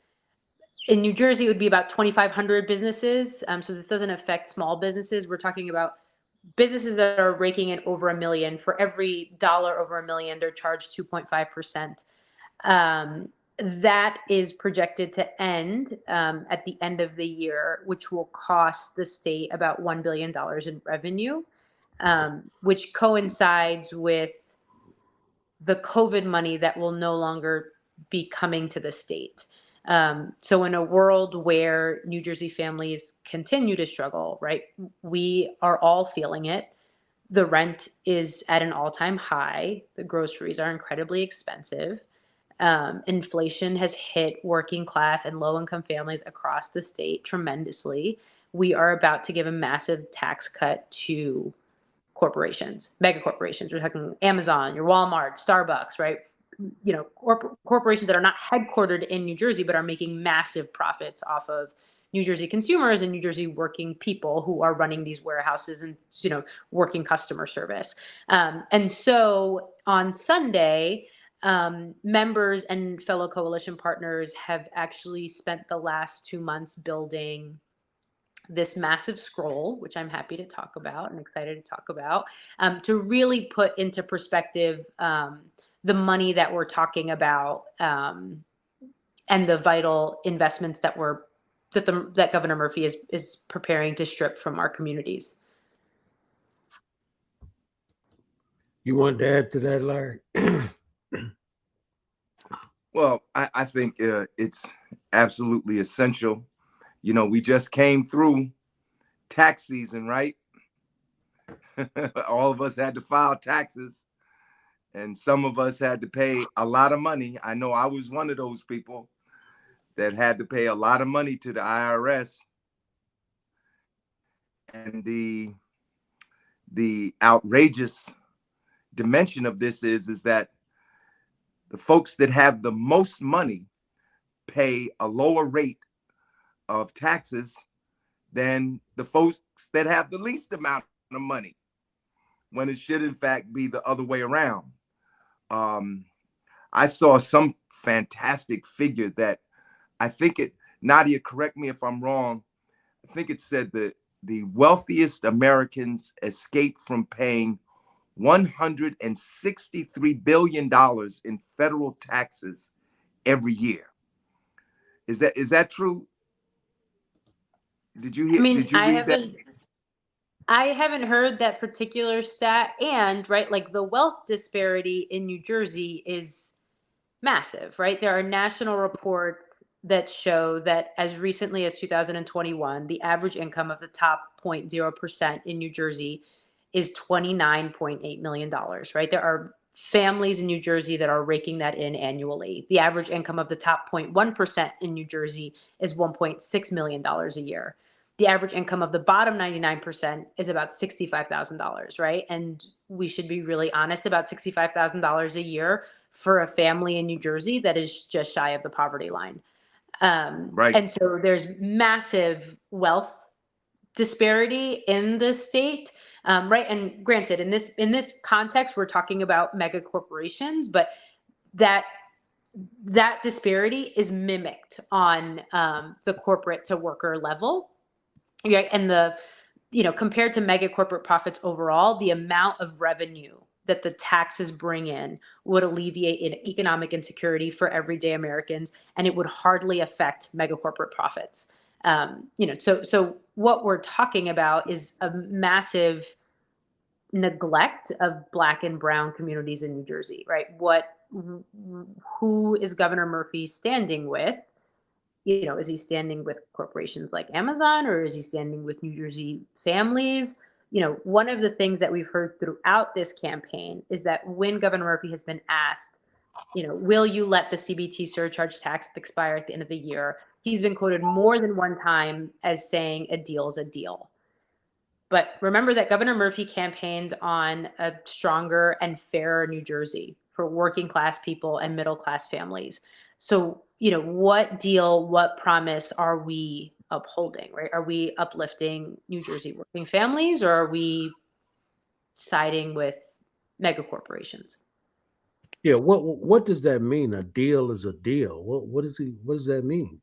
That he had committed to ending the corporate business surcharge tax before the fiscal year 2024. And so now we're coming up on it, and he's going to uphold his commitment. Wow. But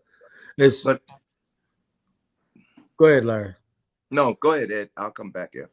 No, I mean, you know, my thing is that, you know, is that because he's not running for re-election, you know, that he's taking this particular position? Because as you know, I mean, we've got all these things that are going on right now in the state.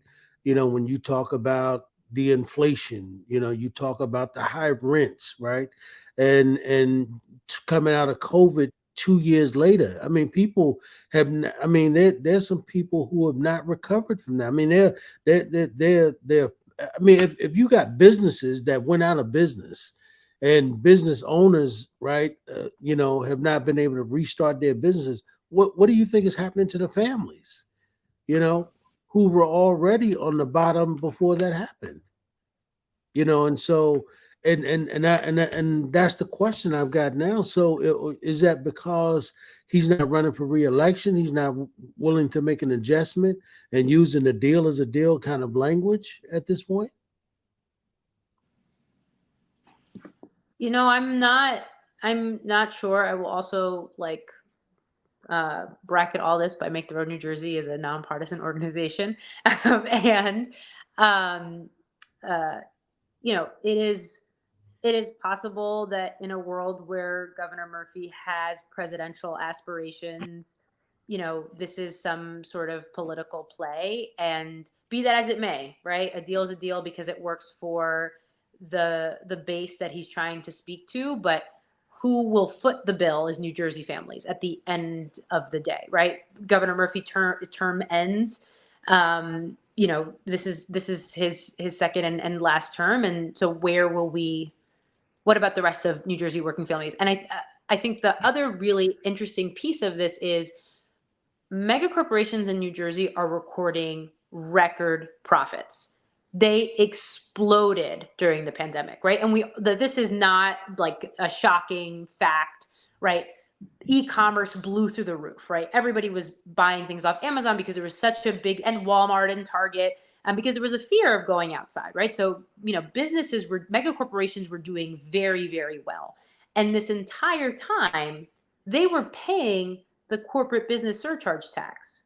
So what is the function of allowing to sunset now, if not just to, you know, rub shoulders with mega corporations, right? Especially when we're in a moment where people are desperate for affordable housing.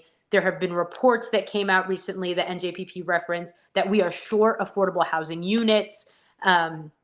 Many people, just like you mentioned, have lost the breadwinner of the family to COVID, right? And they're readjusting what their family unit looks like and how it operates.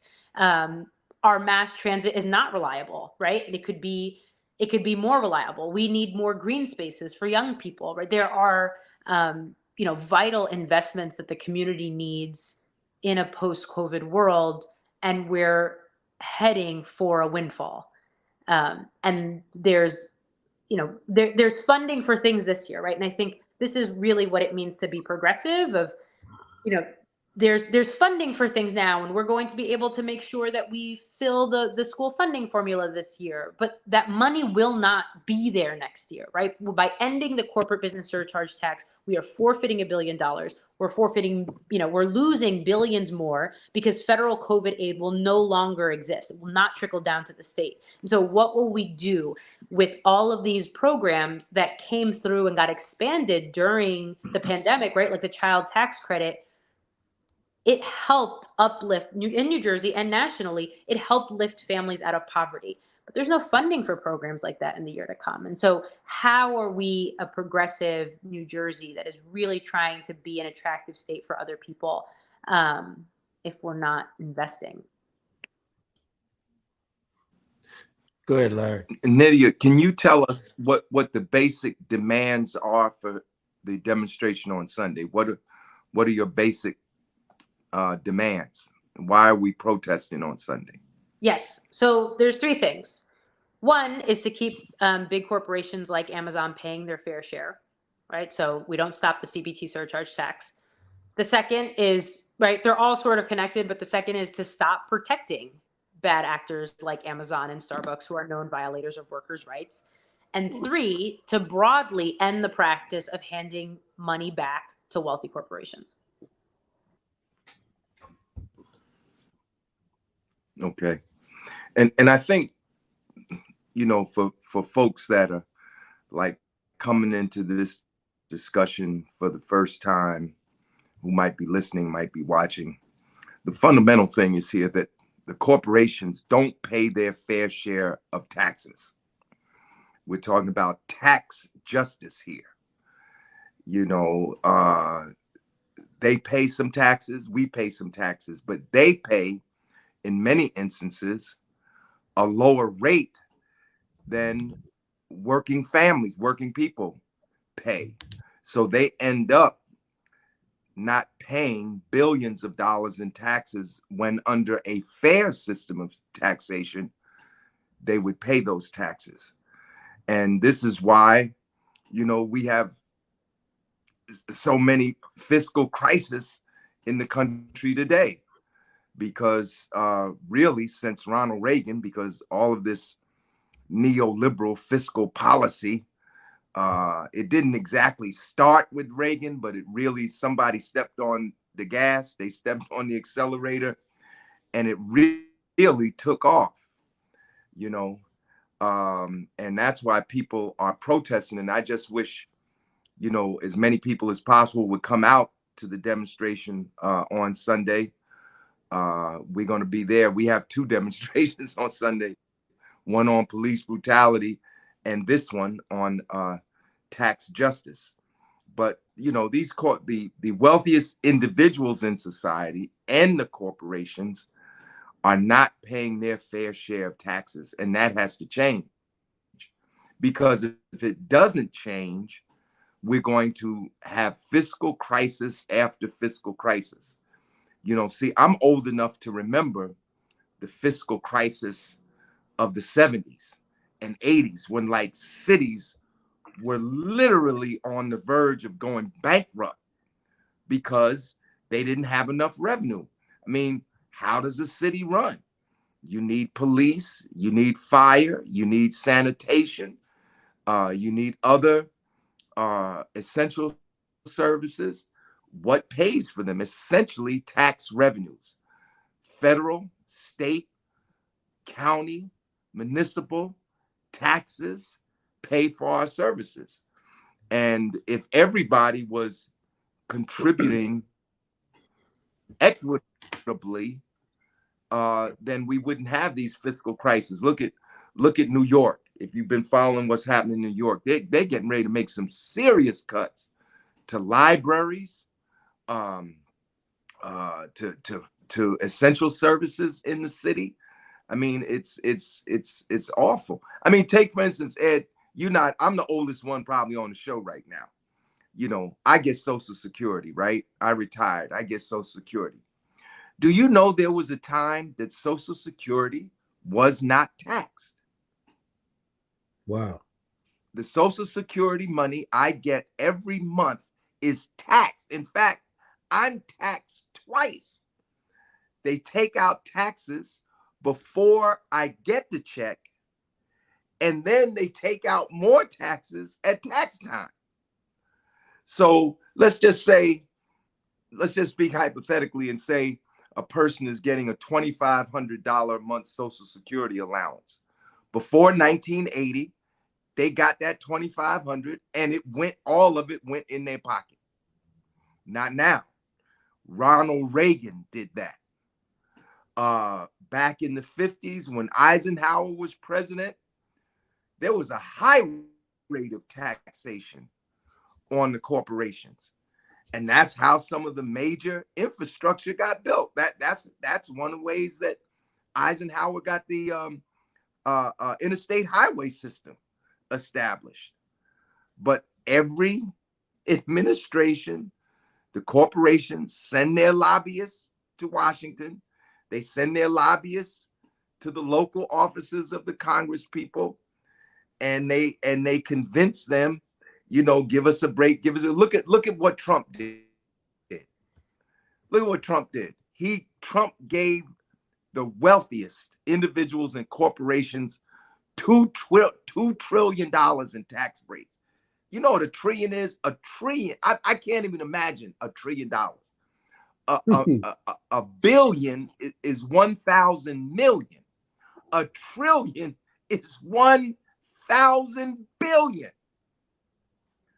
So these people and these corporations are getting these tax breaks, and instead of they're not even good capitalists. Instead of reinvesting it in their companies, they're doing stock buybacks so that they can increase the dividends and returns to their shareholders. And who pays for it? The little folks, us. We pay for it. Like they talk about Social Security is going to go broke. Social Security is going. Do you know that after, and Nedia, help me on this because I'm getting old and my mind is forgetful, but I believe it's after $120,000, people are not taxed any further on Social Security. Do you know that? So if you make up to 120, I think it's $120,000 a year, you're taxed. But if you have income beyond that, it's not taxed. I mean, it's not taxed for Social Security. You don't pay anymore. If everybody continued to pay into Social Security, everybody, including the wealthiest, because they, as rich as they are, they get their Social Security. Don't think they don't take no, so they get their Social Security. But they're making $1 billion a year, but they're only contributing on $120,000 of income. This is wrong. This is why Social Security is going broke. And it's not magic why this happens. This happens because they have paid literally armies of lobbyists. There's like, Nedia, help me with this. I think it's something like 10 lobbyists per congressperson, that descend on the Congress people and say, look, you need to give us another tax. And they always say what? It'll trickle down. If you give us a tax break, it'll trickle down to the benefit of our workers. It'll trickle down to the benefit, and it never does. They get richer and richer and richer, and the infrastructure, the things that government builds that they use, by the way, what would Amazon be if we did not have good roads and good highways in this country? Their business model absolutely depends on a road infrastructure, a well-kept road infrastructure. But they don't pay their fair share for it. And there are many, many services and infrastructure that these companies use to make their profits, and they're not paying their fair share. And that's one of the reasons city governments, county governments, boards of education, and on and on and on, don't have enough money to do what they need to do to provide for their citizens, for their residents. And Chairman, I believe it was Warren Buffett who used to say he pays more taxes than his secretary. He used to always use that example. And He pays less. less. He I'm said he sorry, pays less, less taxes. less than his secretary does. And then I remember watching Channel 13. There was a report on how maybe in the 70s, the CEO of a corporation probably made 30 times the average workers. And if we look at it today, it might be up to 300, 400 times the average worker now. But when you look back into the 70s, when you were able to have two people in the household, but one person worked and one person stayed home if they chose to, and and they were able to have a car and buy a house. But today, these things are not doable because of all of this greed, and like people are working harder than ever, making more money, and they can't even do the simple things of quote of that American dream was supposed to be: buy the car, the house with the picket fence, retire at a certain age. And you can't because of the greed in the US. And when people are working, your everyday worker, and you hear like the child tax credit, or you have a senior who gets to a certain age and their income is not working, and they feel guilty about getting food stamps, but they don't understand this is money that they put into the system that you can use it to reinvest by helping people with the SNAP program, or you could use it to help people buy jet fuel. And that's what we have to understand, how the tax system works.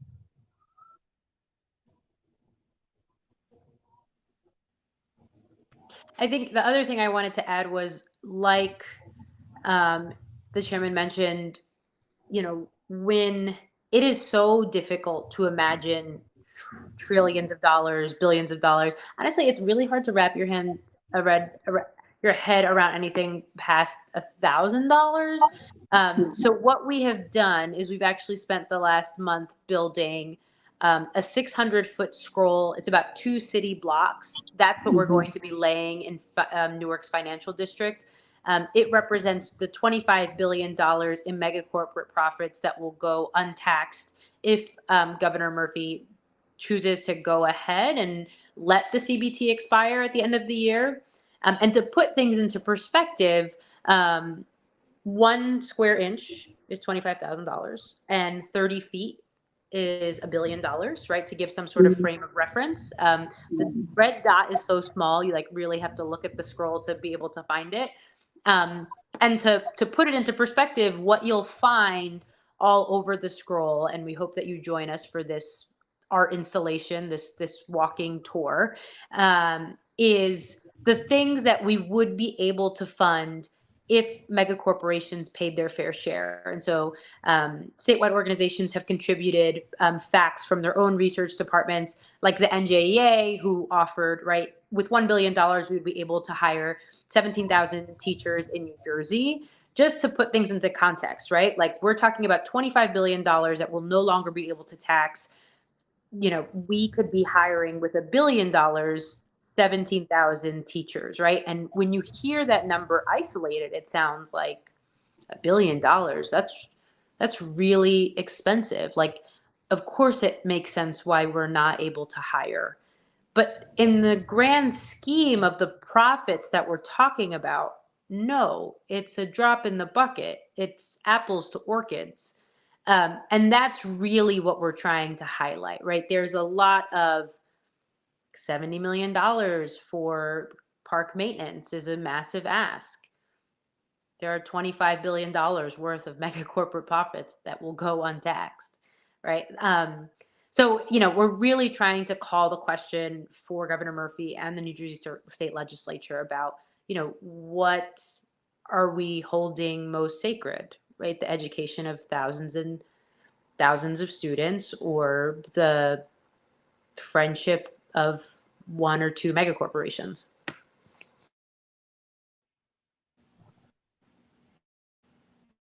I can remember in Colin Powell's book, one line that he said he went to school at CUNY at a time when New Yorkers believed he went to CUNY at a time when New York for free, when New Yorkers believed that it was important to reinvest in people who had the potential but could not afford to pay for their education. So they thought it was important that they invest in their communities via education. Larry, you had alluded to um, what I was hearing today, where they were talking about uh, if something doesn't occur. The governor was saying this, she wanted to put forth all of these things, but I've heard the city saying that they're going to run out of money, right?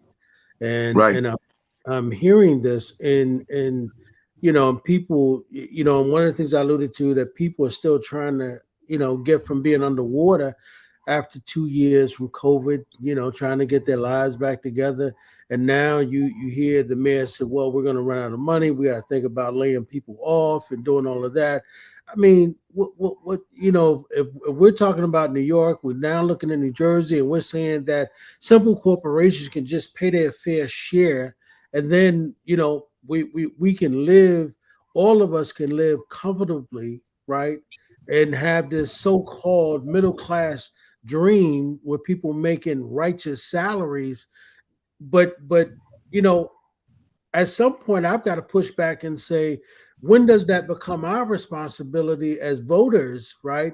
To say we're not going to allow these people, right, to push us around like that anymore. And we've got to be able to say that, yeah, what you all are planning on Sunday, but I think that it's got to be said loud and clear that as the community, right, that we're not going to elect people who are not going to make corporations pay their fair taxes. That's got to stop, right? And we do remember Absolutely.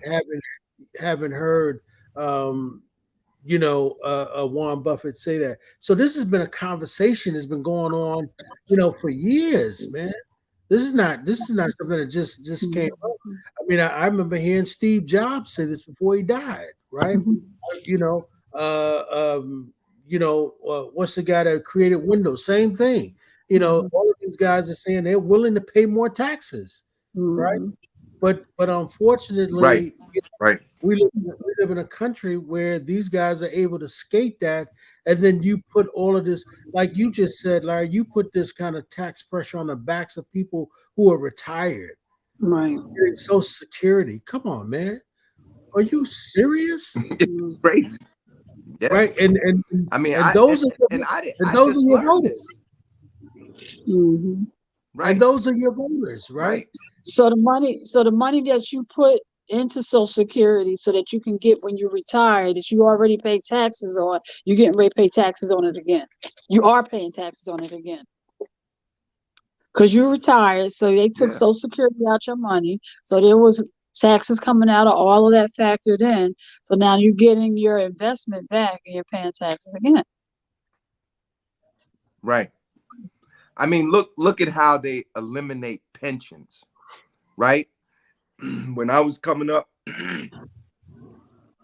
you could work a job, and if you work for Ford Motor Company, you could get a pension.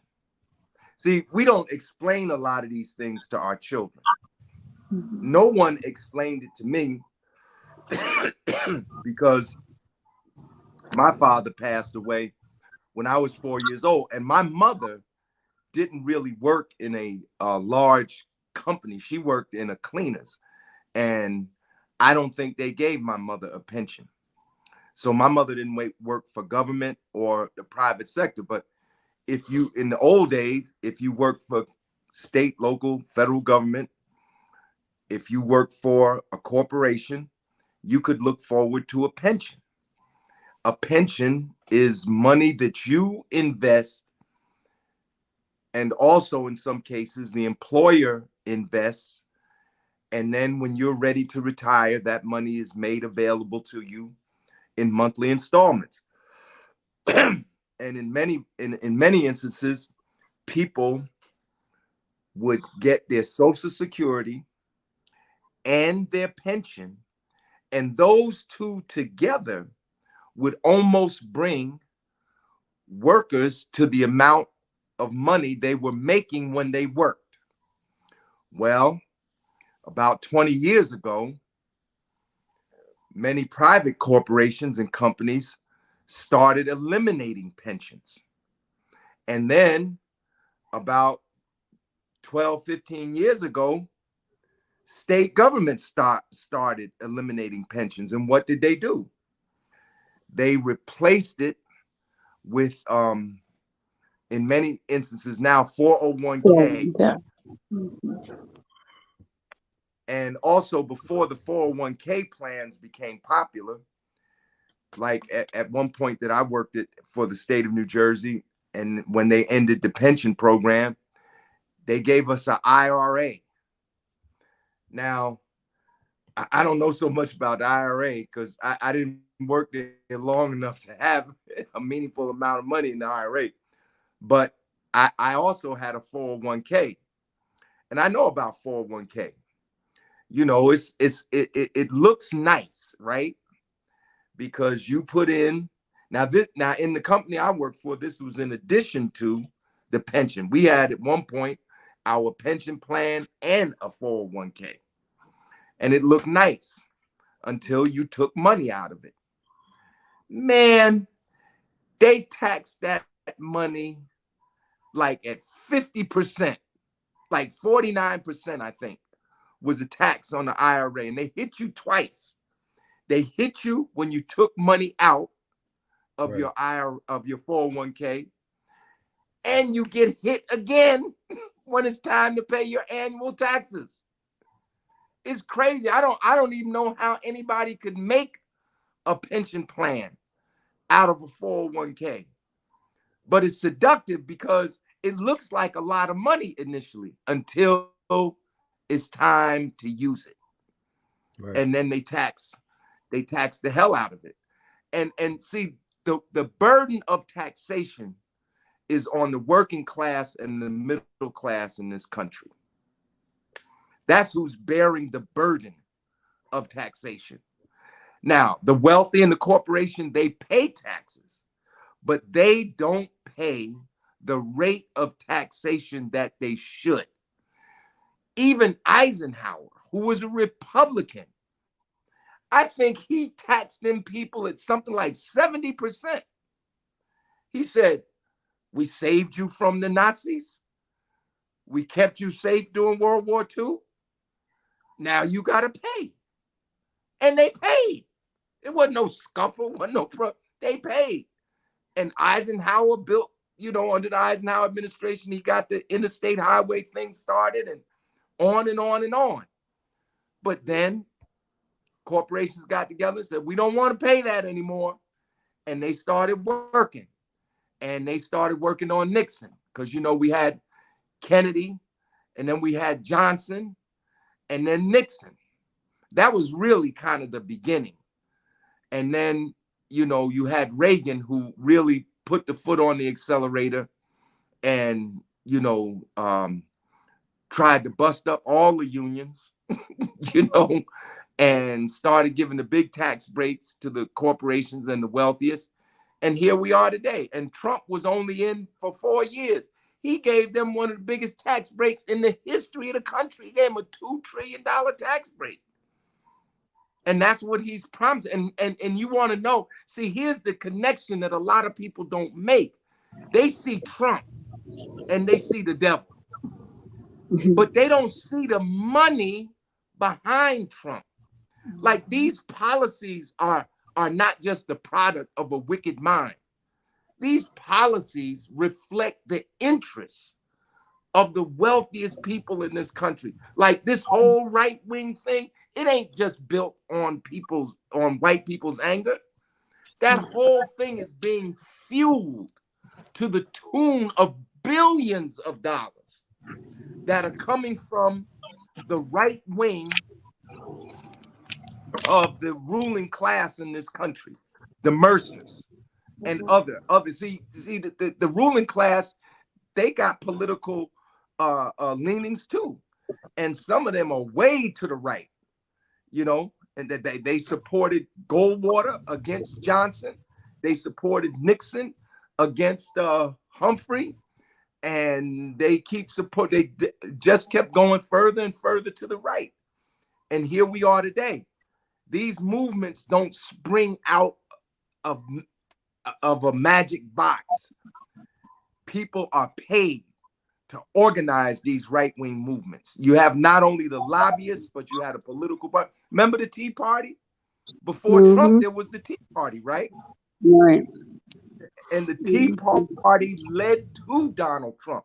All of these things are built on precedent. Is nothing new under the sun.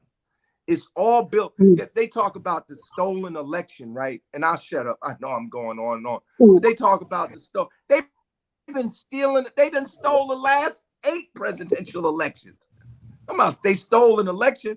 The whole plan that they have for January 6th is based on what happened, you know, in who was the guy from Tennessee? Gore. The stole the election from Gore. Bush stole the election. Both Bushes stole the election. And what's really amazing is some of the same people, like that guy. What's the guy that had Nixon tattooed on his back? What's his name? You know who I'm talking about. Stone, Roger Stone. Do you know he has a picture of Nixon tattooed on his back? For real. I'm not making this up. You can Google it. No, you're right. Stone was with Nixon. You know, these people go all the way back and work their way forward. You know where the idea probably for the attack on the Capitol came from January 6th? When Giuliani led the attack on City Hall in New York against Dinkins. Same people, the cops. It was a cop riot. When Giuliani got them cops drunk, fired up, and told them to march on City Hall, and they tried to tear up City Hall. The cops did. That's really the idea for January 6th. And who Giuliani was the mayor then, and he Trump advisor now. All this stuff is connected, man. When you dig deep enough. But we need fair taxation. But when we're teaching in our classrooms, we're really just going over things. Like, for instance, when Trump did that the tax plan, and he did a change to the tax code, everything that he had did for the working people was, I think it lasted 4 years. Everything he did for the 1% was it was permanent. Like, I'm like, the one that always gets me is the jet fuel tax. I mean, like, how many people, are are benefiting from jet fuel tax? It's just like, when you were reading down them, and you have this instant gratification, because he did do some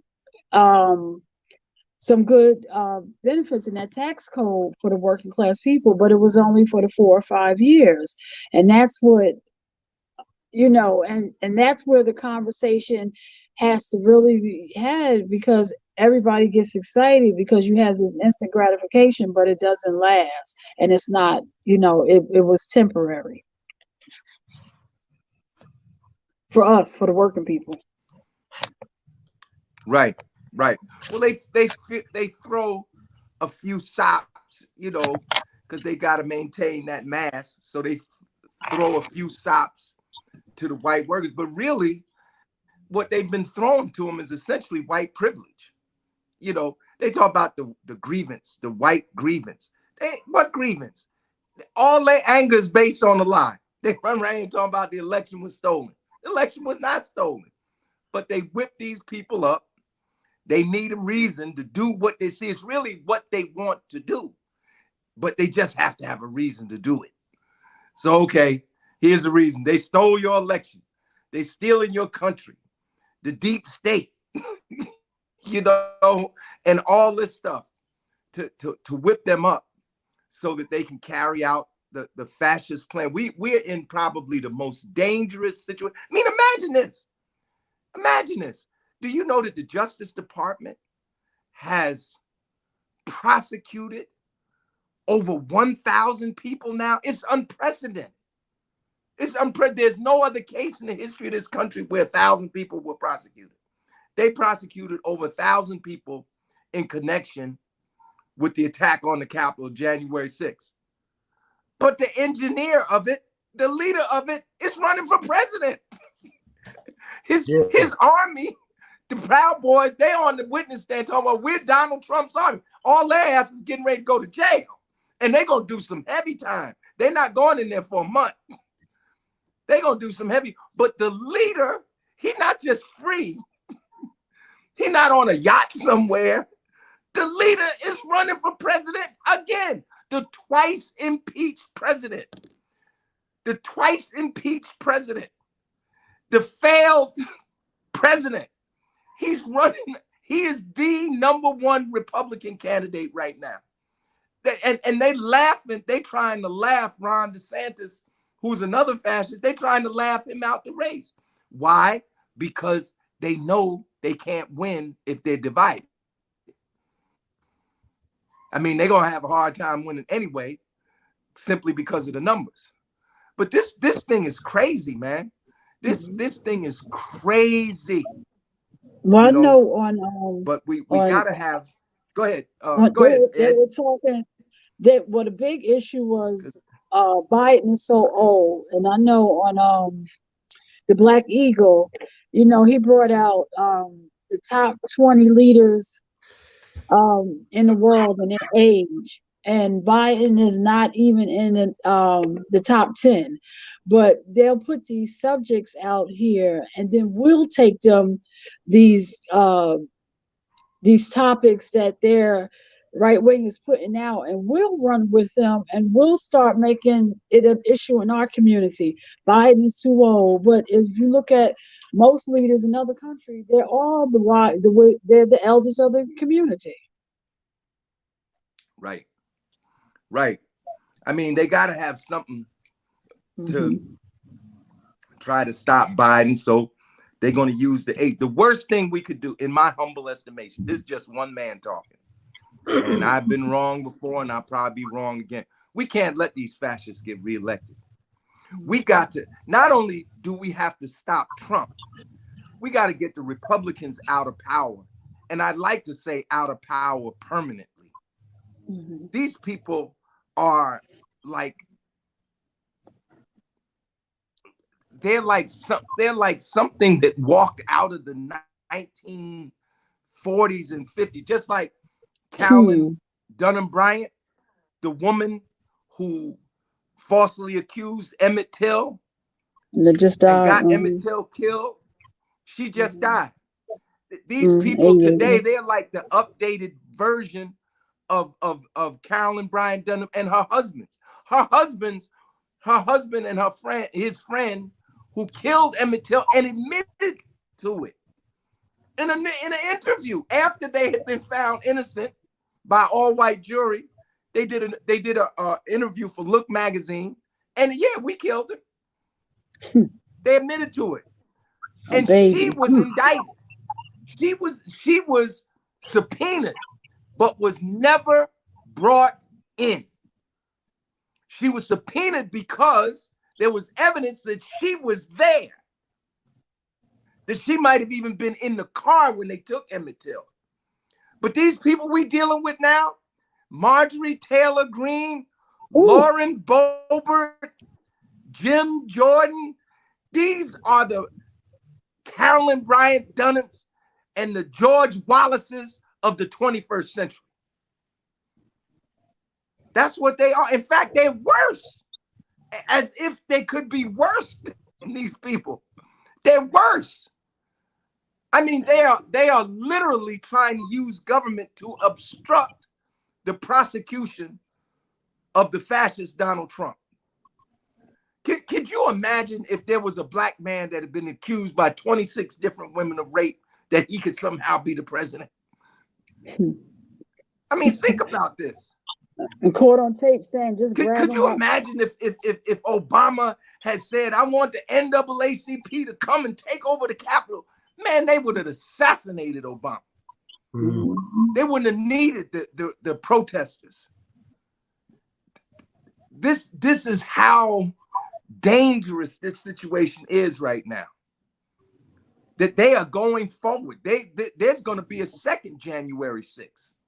You think it won't be? There's going to be a second. These people are not finished. Just because we put 1,000 of them in jail don't mean that there aren't 1,000 more. 1,000 more. And they are about setting up a white apartheid state in the United States. White minority rule. Because they don't have the numbers anymore. I don't even think they're saying that this is going to be a majority colored nation by 2035 or whatever. I think it's that already. Right. But when you dig down and say, okay, we're not talking about total population, we're talking about voters, they can't win a national election anymore. They can only win it by theft. Right. So by gerrymandering. By doing states' rights, by positioning with state rights. So if it goes that that Biden won by 100,000 votes, but each state feels as though he wasn't the right person or whatever, that they can recall him. That's serious. Yeah, we lost Larry. I think it's kind of went down, but you know, I think the real thing is, Don. I think the Republicans, you know, of course, Larry is saying, you know, we need to get rid of these Republicans, but I think that the game plan is somehow to get Donald Trump reelected, one, right, and then two, get him somehow to pardon all of those people who, you know, were convicted, right? Pardon himself, right, and be able to just walk away, you know, keep this thing in litigation all the way up to the point where he get elected. Because remember, you know, I mean, Biden only won by 7 million votes, right? And if they could somehow get their people, you know, riled up, right? And remember, that's the whole conversation they're having now. You know, I was listening to,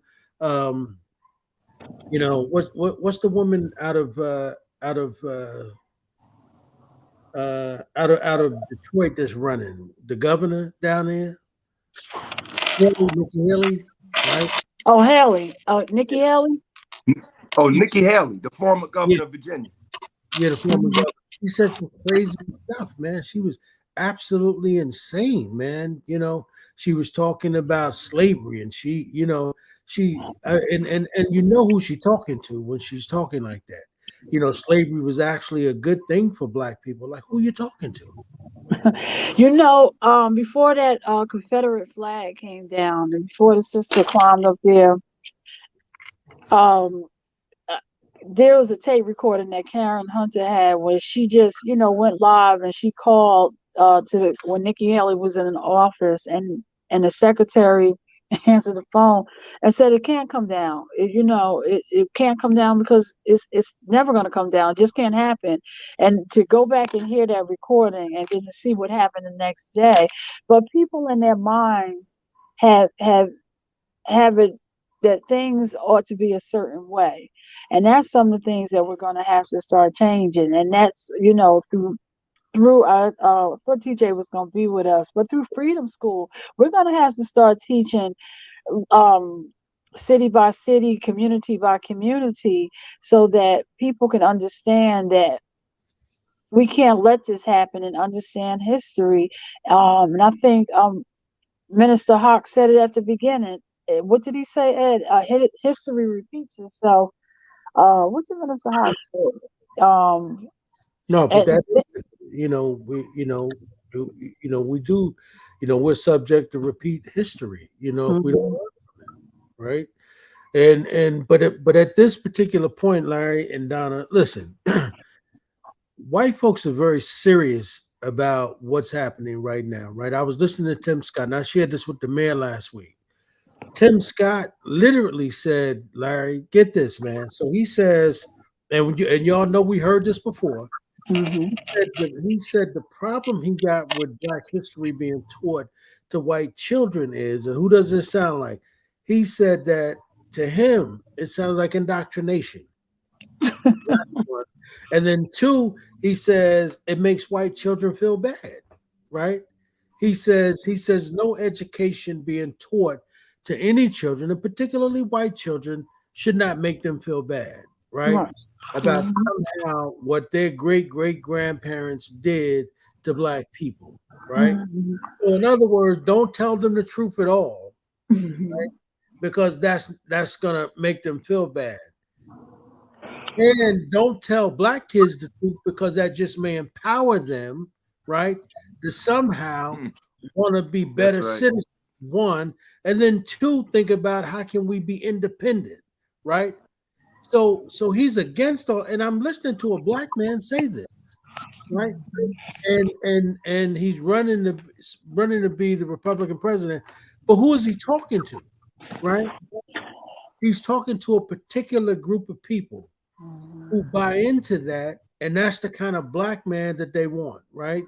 They want somebody who's going to talk crazy like that. I mean, when you think about, we talked about this down too, last Friday with the mayor. When you think about the settlement that Fox made, right, and them promoting the lie all that time, and now want to act like they didn't know it was a lie, right? Come on, man. I mean, people listen to Fox News because that's the level of philosophy that they really believe. Mm-hmm. Right.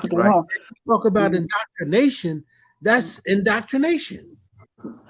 Right? You being indoctrinated. I mean, you look at some of those folks, they look like zombies when they listen at that. And you listen at these people talk.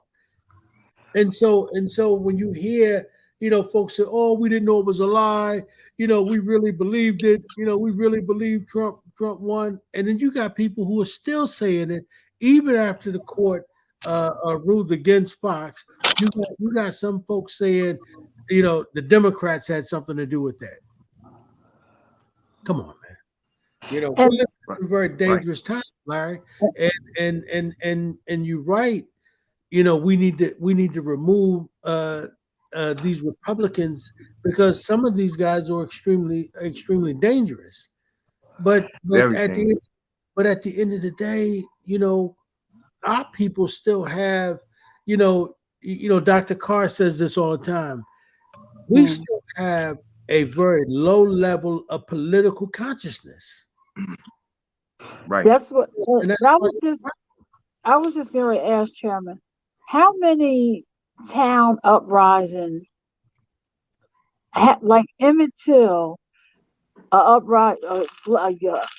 young black kid killed because of a white woman said this black kid did something to me. You have Rosewood, town of Florida, that started up behind some white woman said a black man did this to me. How many, like when you can't, I mean, because there were relationships side between the communities, but the one thing that seems to get them upset is when a black man messes with a white woman, and it could take it to intolerable levels, and things happen, and towns are destroyed, cities are destroyed. If we really look back, how many of these cases are out there for the sole purpose of just causing chaos? Right. That's absolutely right.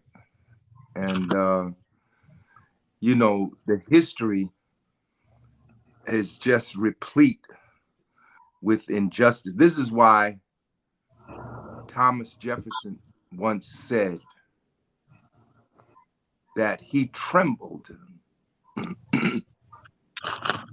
He trembled to know that God was a just God. Because He knew they were doing so much evil. He knew, probably himself,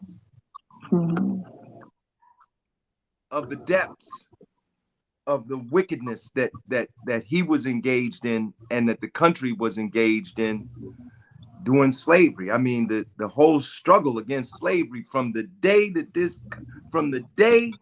they brought Africans into this country, there was a division. There were people who were against slavery and there were for. They always knew that there were people who always knew it was wrong. They just were in the minority. It took 200 years. What is it? 245 years to finally get to a point where there were enough people that said, okay, we're going to end this.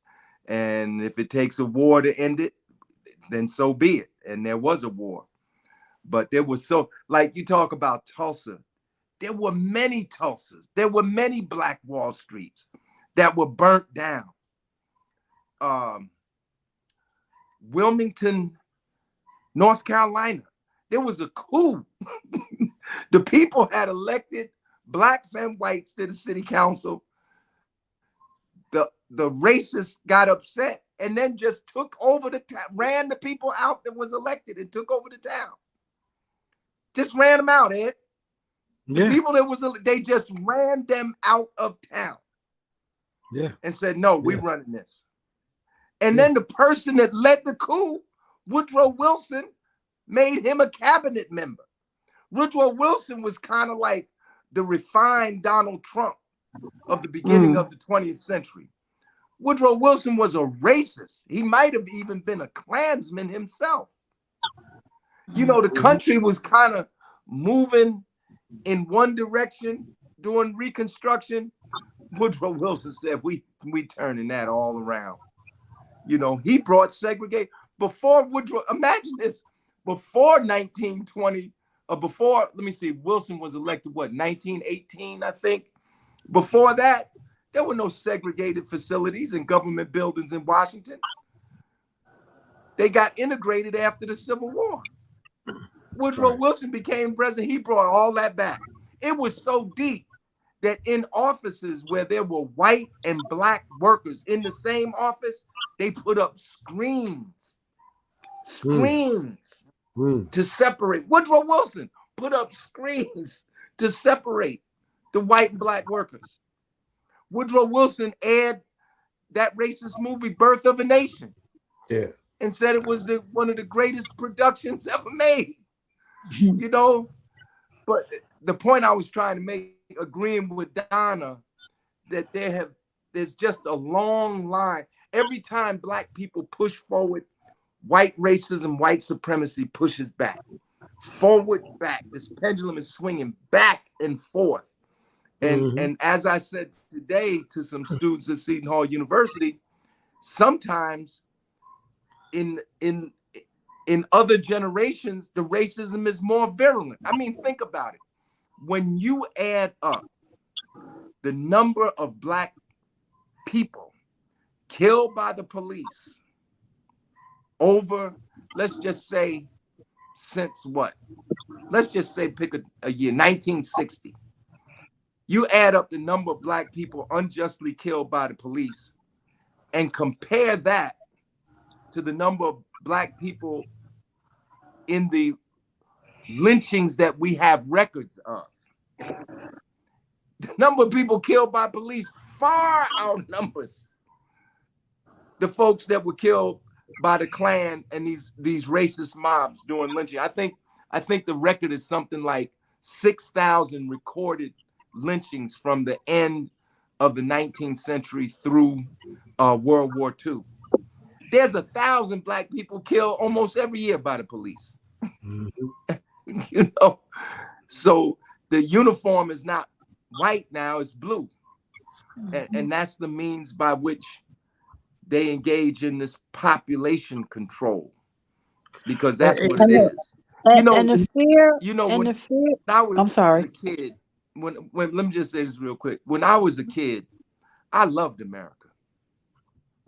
You couldn't tell me nothing was wrong with America. I loved this country. Whenever there was a parade, I wanted to go to it. You know, when I first met the mayor's father, Amiri Baraka, the first time I heard him speak in 1970, because I was a junior the first time I heard him speak at Arts High School, I was dumbfounded. I can't say I really supported what he was saying because it was just so at odds with what I had been taught. You know, I love to salute the flag. I love to say the Pledge of Allegiance. I was in the Boy Scouts. You know, I was actually chosen one year to throw the ball out to the opening game at Yankee Stadium as a kid. But I'm telling you, this country's history is drenched in blood. And it's still going on today. And I think the sad part about it is you had Assemblyman Payne who did the Amistad legislation to say, let's go back and correct how we're telling history and tell the true story of history and put where Black people were here and there. And they won't do that. Like they don't want to heal from it by telling the story. And we think about what was done to us, Black people. Think about the American Indian people. You know, I remember in Orange, and you might have seen this because all the parades at one time used to, you know, join in different towns. But in Orange, we had an American Indian that used to live on Taylor Street. And he will come out to the parades. And I can only imagine that from his position, this was his country. And he had, you know, he would get a horse and he would ride down Main Street in the different parades and stuff. And to see him, you know, beautiful man, you know, Indians with the dark skin and the long dark hair, just to, you know, see him, you know, it would have been beautiful to hear the story of, you know, how, you know, he ended up orange and his family, you know, where was the rest of his family at? But we don't even, I could imagine a history book today. Do they even mention the American Indian? But you know, but Larry, no, go ahead, Larry. I you know. No, go ahead, Ed. I talk too much. So you know, I mean, here's the thing, man. You know, I'm frustrated, right? And you know, and you know, when me and Bashir talk, you know, we have that conversation. And we talk about being frustrated, but I'm really frustrated with us, right? Because you know, a lot of us, I mean, we know what these people are gonna do. We know what they're about. And but my problem is that with us because you know it's that level of political education, right? Because other groups of people can get organized, right, to do things to us, right? And I say that as I look at Jackson, Mississippi, right? Me and you had a brief conversation about that. And I'm looking at all of the stuff that is going on, and they're doing this stuff politically, right? They're organizing to institute an entire police department, right? Institute their own judges, right? The minority people are. Right. It's an 80% Black city. 20% of the people are just organizing, but the 80% of the people aren't registered to vote. The 20% of the people are controlling everything that's going on. And what I'm saying is, even for us, like if you look at where we at, right? Why can't we just get organized to the point where we can become a voting block? I mean, that's what Amiri used to say all the time when he would come to the studio before he went home to be with the Lord. He would always say, "Oh, there are 27 states, Ed, you need to focus on. Look at where Black people populate. Those are the states we need to be talking about organizing in, and we need to talk about organizing locally. All politics are local, right? Let's control, you know, the Jackson, You know, I mean that was the whole reason why Baba Lumumba went there. He looked at a number of southern states where he thought black people should populate. That's why he would say free the land, right? But here we are in 2023, Larry, and and the man said this, you know, and I said this to you the other night, Larry. You perhaps the only one who have a regular meeting. What other black organizations are meeting on a weekly basis? And how are we talking about voting? How are we talking about what elections we're getting ready to move on? We're not doing that. Mhm. We're not even registering our 18-year-olds anymore, right? And I'm telling you that exists in my own family, Mhm. right? So you bring that conversation up, it's almost like, oh, I don't want to talk about that, you know. Mhm. But these are the people that are being affected by it. And so when the man says, he says, man, he says, we've got to have some regular meetings. We've got to begin to talk to young people in a way that they begin to understand, the importance of organizing. Because remember, Larry, and I think I may have mentioned this to you, Donna. I don't think I mentioned it to you, but Kwame Ture said the reason he used to say organize, organize, organize, because he said black people were great mobilizers, right? But we're not organizers. And Mhm. what we've come to today, you see that we can mobilize around somebody, a cop killing somebody, Larry, right? We can organize around a level of injustice, but where's the sustainability? Where's that at? But where's the sustained indignation to the point where we're going to look at a congressperson and say we're going to get rid of that congressperson? That's why these congresspeople were in the 80s, because ain't nobody voting. They just getting reelected, reelected, reelected, and they're not doing anything, but they're getting reelected. Mhm. And that's because the very people who are being affected by it are not organized, and they don't have that level of conversation. And so we don't vote as a voting bloc. But imagine if Mhm. we did, right? And because these people are counting votes, like remember I told you that? They Mhm. don't know how to count. That's right. That's why Donald Trump was able to make the call and tell that guy exactly how many votes he needed. That's right. He counted them. He said, "Look, Mhm. I need this number plus one. That's all." Mhm. And we have not risen to that point yet. And remember, when Dr. King and them was alive, remember, Larry, they had political education classes, Yeah. right? And I'm saying, yes, that may not be, we may not be able to do that in the school system, but you're saying we can't do that in the community? We can't have a Saturday academy around voting, around teaching that now, because the People's Organization for Progress can't be the only organization that meets once a week. I know I told you that, Larry, and you was like, "No, get out of here. That can't." Um, can you list them on your hand? Can you tell me what organization? I remember there used to be a lot of organizations meeting. Mhm. Yeah. And remember, because when me and Zaid talked about it, when he said that where you got that from was when Amiri said all black organizations meet at least once a week. Mhm.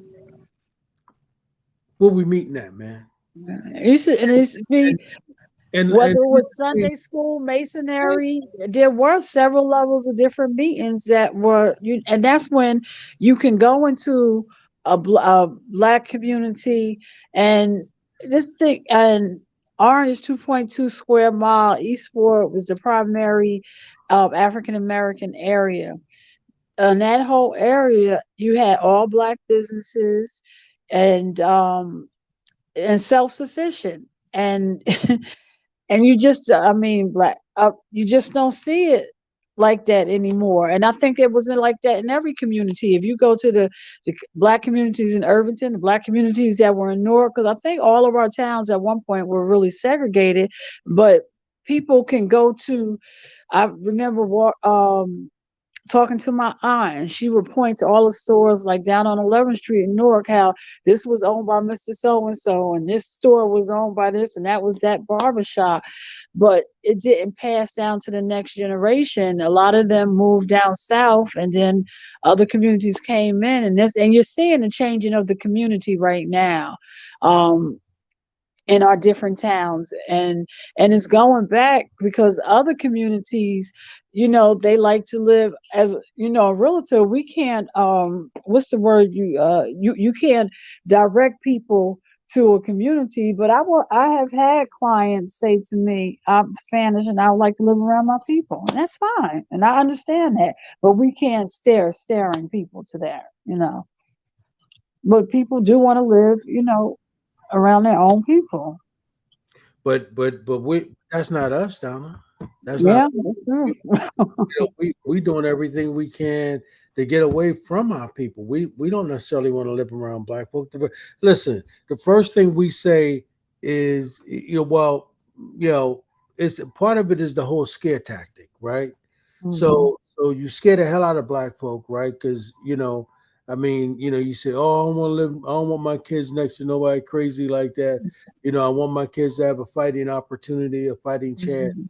So, everybody run out of the community. I had this conversation recently with somebody when they said, as you see the gentrification and everything happening in Newark, what's happening is that these people don't want to live in Short Hills anymore.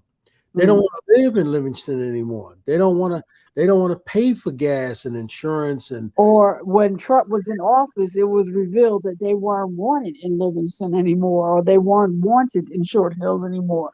When Trump got into office, people began to really reveal who they were, and they got comfortable doing it. yeah, yeah.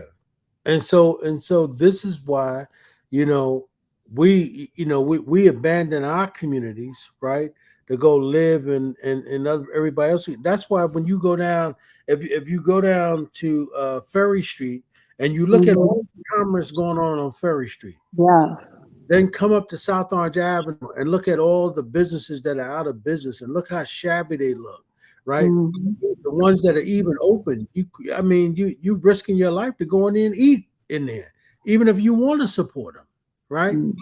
You're risking your life because you don't know, what the health risk might be to go in there and support them, and And a lot of that too, has to do with what's going on with us subconsciously, right? right.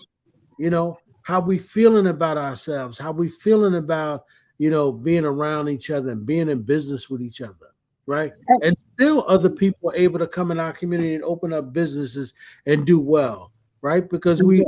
we're not Let, able let- to respect each other the way we should. and And let me say this as let we me just keep. say this before you Okay. go. Do y'all remember when South Orange Avenue and Bergen Street in the South Ward? Remember when those communities were bustling? Do y'all remember that? You My could walk down South Orange Avenue. Restaurants was like crazy. I mean, they had record stores and all of that stuff.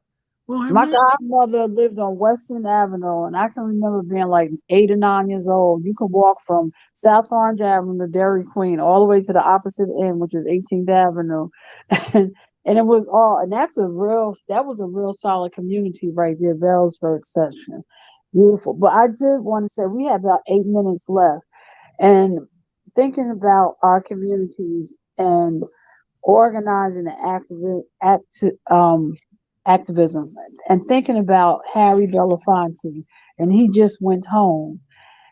And Harry Belafonte was an artist, and but he was also about his community.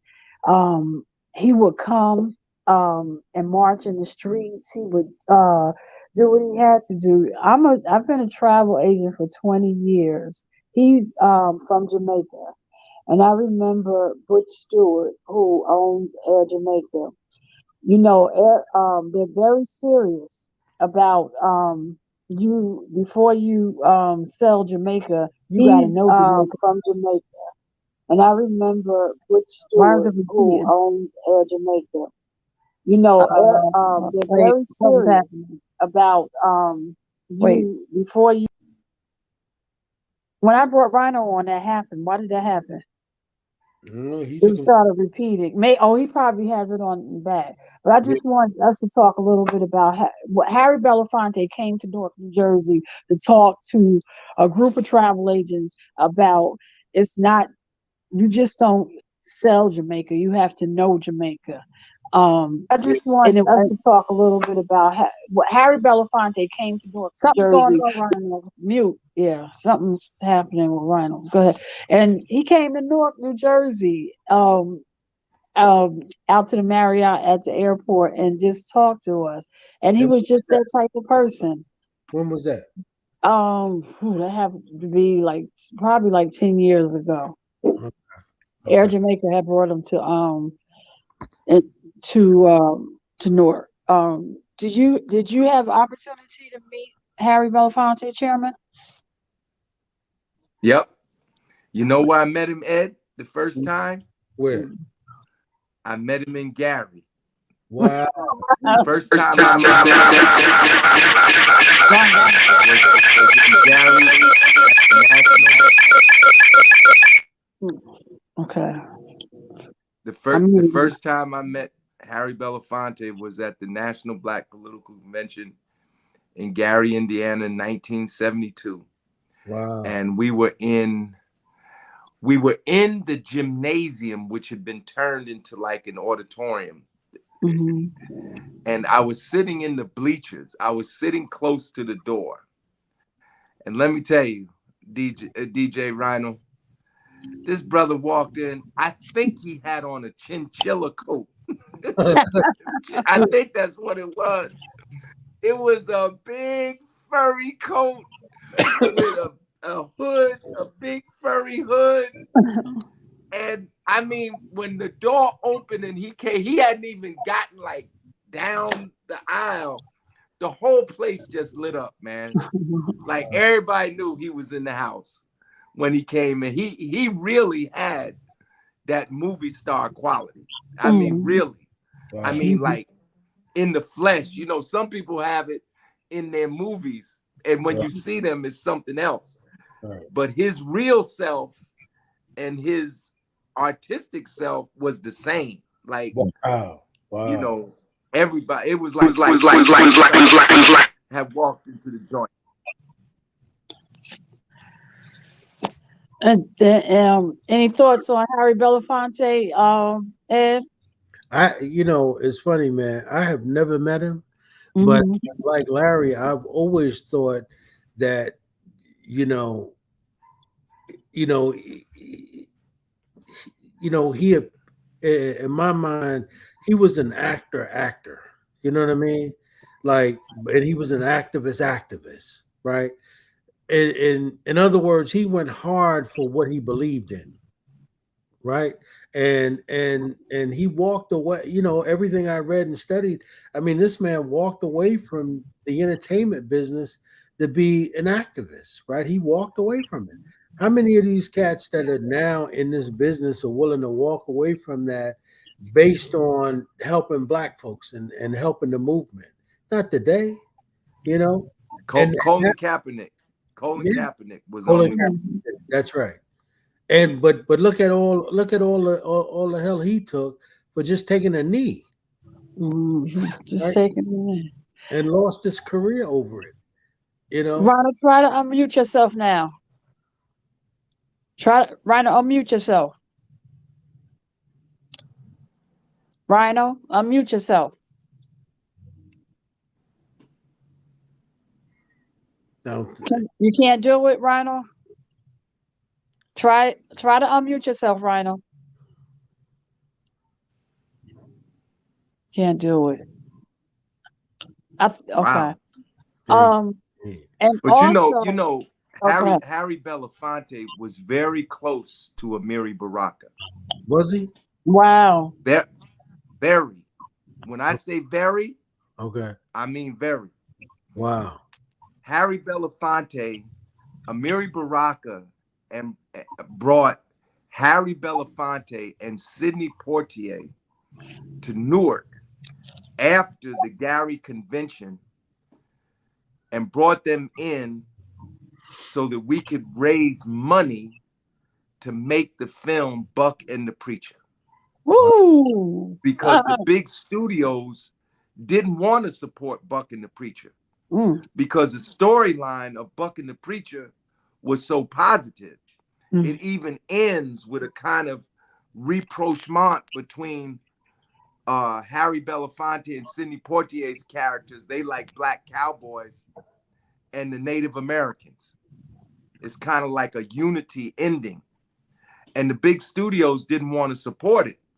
So, you know, Baraka brought in, we had a big rally, and it was a fundraising rally. And Buck and the Preacher was made in part because of all the little donations that people gave, because we wanted to see a positive film about our history. And that's what Buck and the Preacher, you know, dealt with that period. I guess it was like in the in the mid 19th century. That's the period that, you know, they dealt with. But it was a positive storyline. Now you're good. You're good. Sorry, Cameron. No, go ahead, Rhino. Nah, peace was good, y'all. I was having mad technical issues. What I was trying to do, I was trying to get it set up to where y'all could hear the audio. Because what I was doing earlier was just messing around with some beats.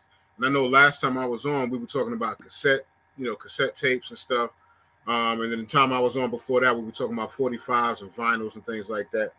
So this time around, I was just going to just show, just take y'all through, the whole beat making situation in hip hop, man. Big ups to all of the legends in hip hop. Big ups to y'all, first of all, before I get into all of that. Big ups to Larry Hamm, Donna Kay, Ed Riley, everybody out there watching. Big ups to all the folks out there. Just real quick. I mean, we don't have a whole lot of time, but I was just getting into some beats, some drums and stuff like that. And I was just gonna run down. Well, you can talk about Harry Belafonte and that jail. Harry Belafonte. Let's talk about Harry real quick. Let's talk about Harry Belafonte. Rest in peace to the iconic legend and activist Harry Belafonte. Harry Belafonte was basically the strength and the backbone behind the legendary classic film Beat Street. He put together the film Beat Street. He got together with Melly Mel and all of the other rappers and actors that were involved in that movie. And they came together and they talked about, Melly Mel tells the story about how they sat around and they talked about just things that were going on in the world. You know what I mean? And they would get the hip hop artists would give Harry Belafonte their perspective on what they saw in the world and how they saw it and what how it affected them. And they ended up putting together this movie, which some of the storyline actually comes from a real story. If you ever watched a movie called Style Wars, it's actually a documentary on graffiti writers, New York graffiti, early days in New York graffiti. And there were certain characters. There was a writer named Scene, and there was also a writer named Cap. Now in the movie Beat Street, the character Scene would be Ramo, and the character Cap would be Spit. So they actually took some of a real story that took place in the real streets of graffiti, the real graffiti world, and added that to the film Beat Street. But they made sure that it was very authentic. You had Africa Bambaataa, Jazzy J, you had Rocksteady Crew, the New York City Breakers, Dynamic Rockers.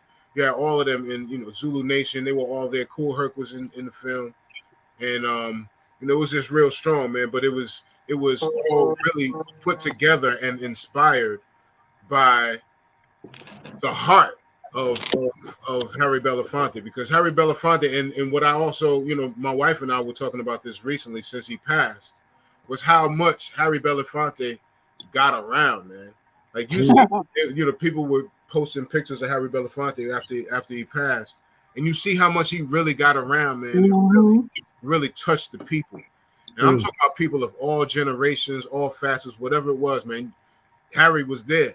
You know what I mean? And he really he was really there to touch the people, to feel the people out and what their struggles were, and to get the message across.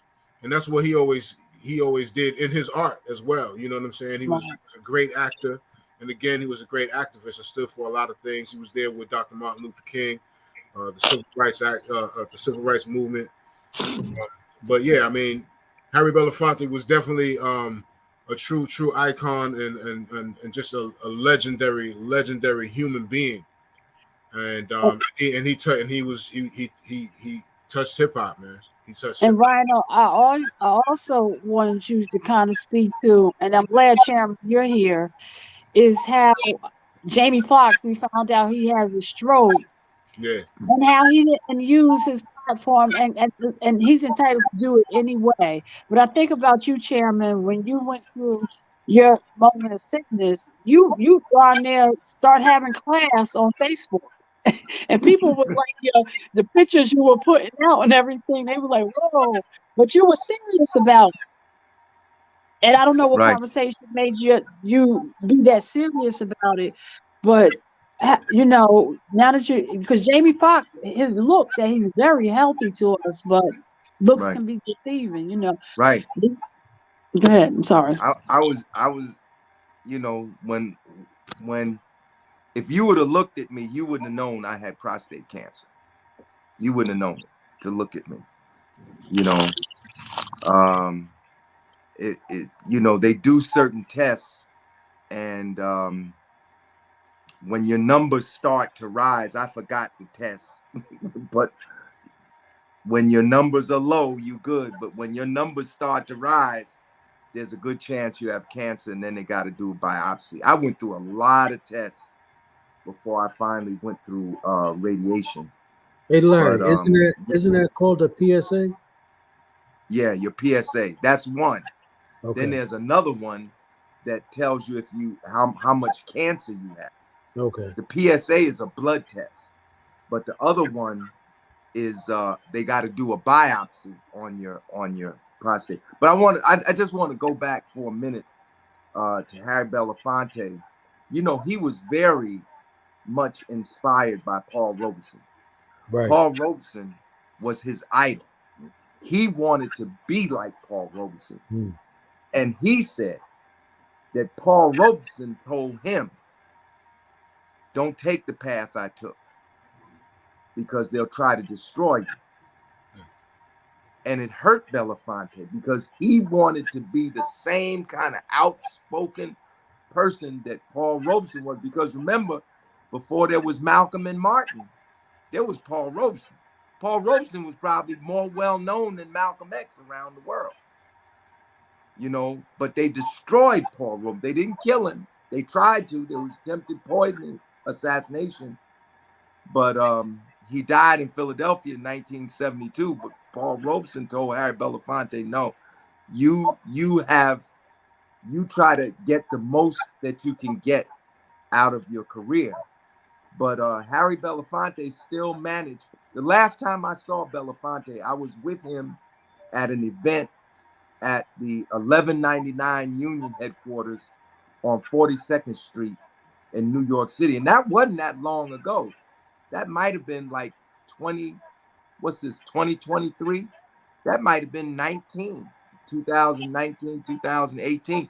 I actually was going to try and get Belafonte to come to Newark, but he was struggling then with his health, and I didn't pursue it once I found that out. He was still struggling with his health, but he was very close to Amiri Baraka. I tell you who else just passed.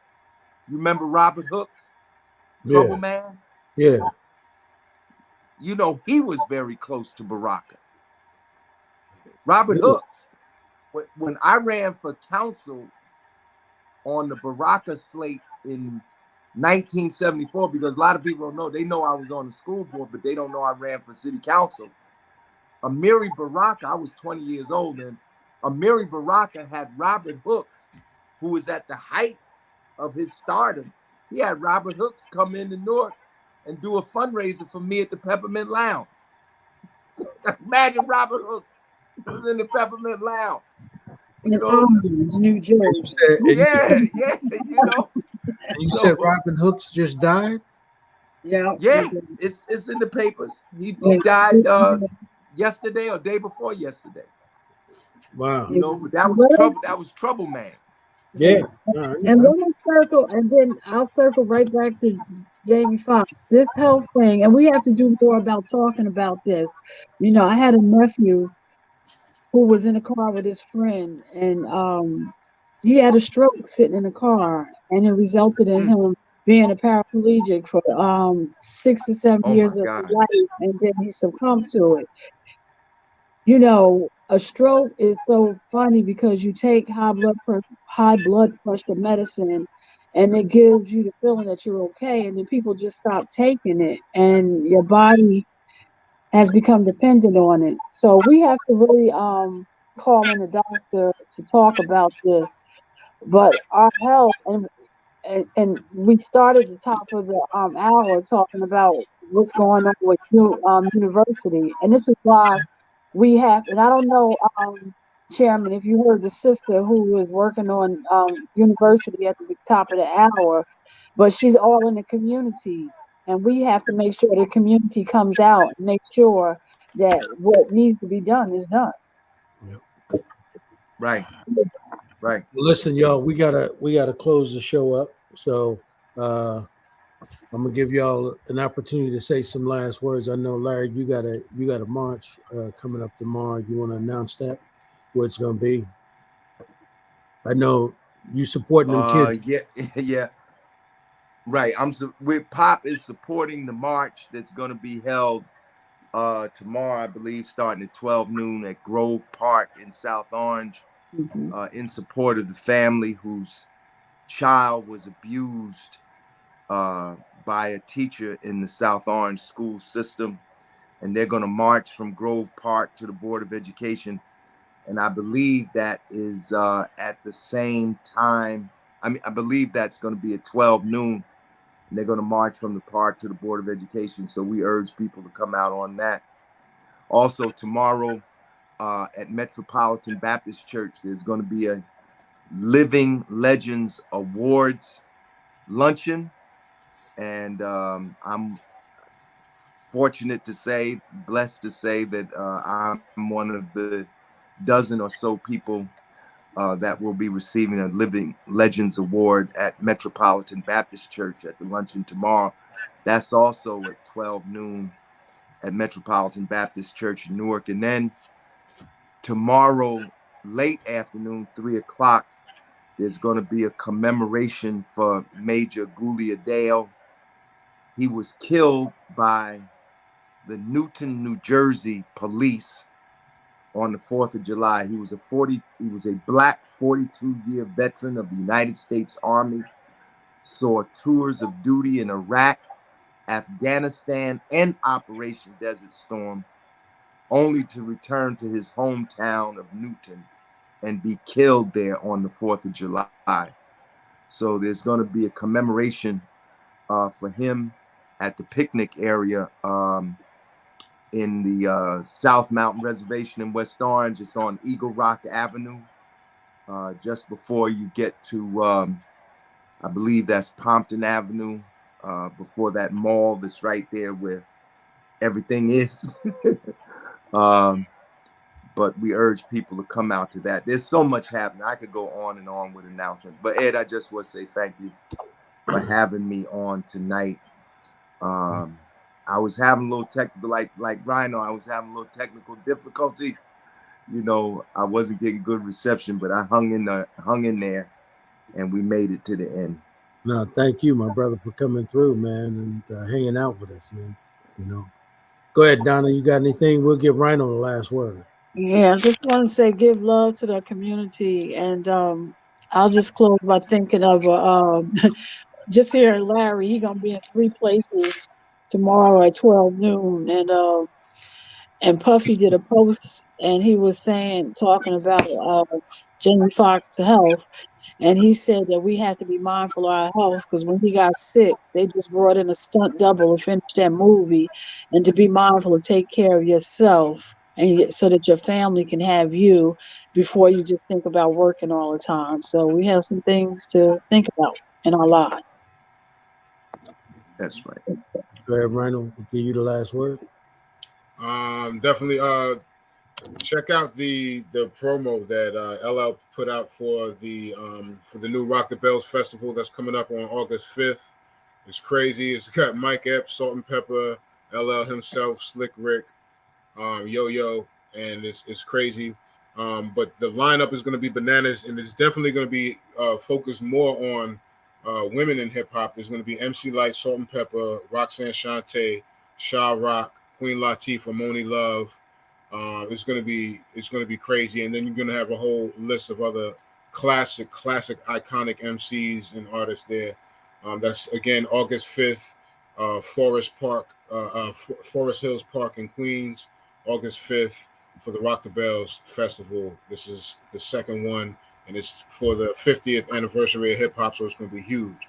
Also tomorrow, the usual, check me twitch.tv/RhinoCMZ at 3 p.m. for the shakeup.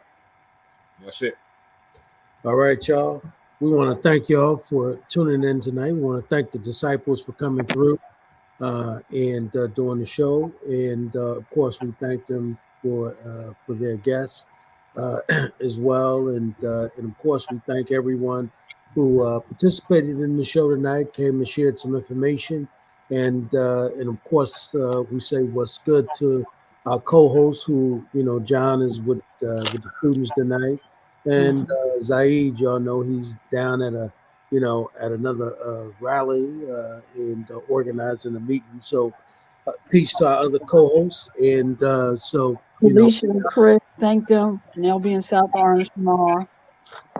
Yep. So we thank all of them. So on behalf of Donna and myself, we thank y'all. And of course, Larry for co-hosting with us. And of course, my brother DJ Rhino. We thank y'all for coming through and hanging out with us tonight. We'll see y'all next week at the same time, same channel, right here on All Politics Are Local, America's number one political hip hop radio talk show. Peace. Rhino.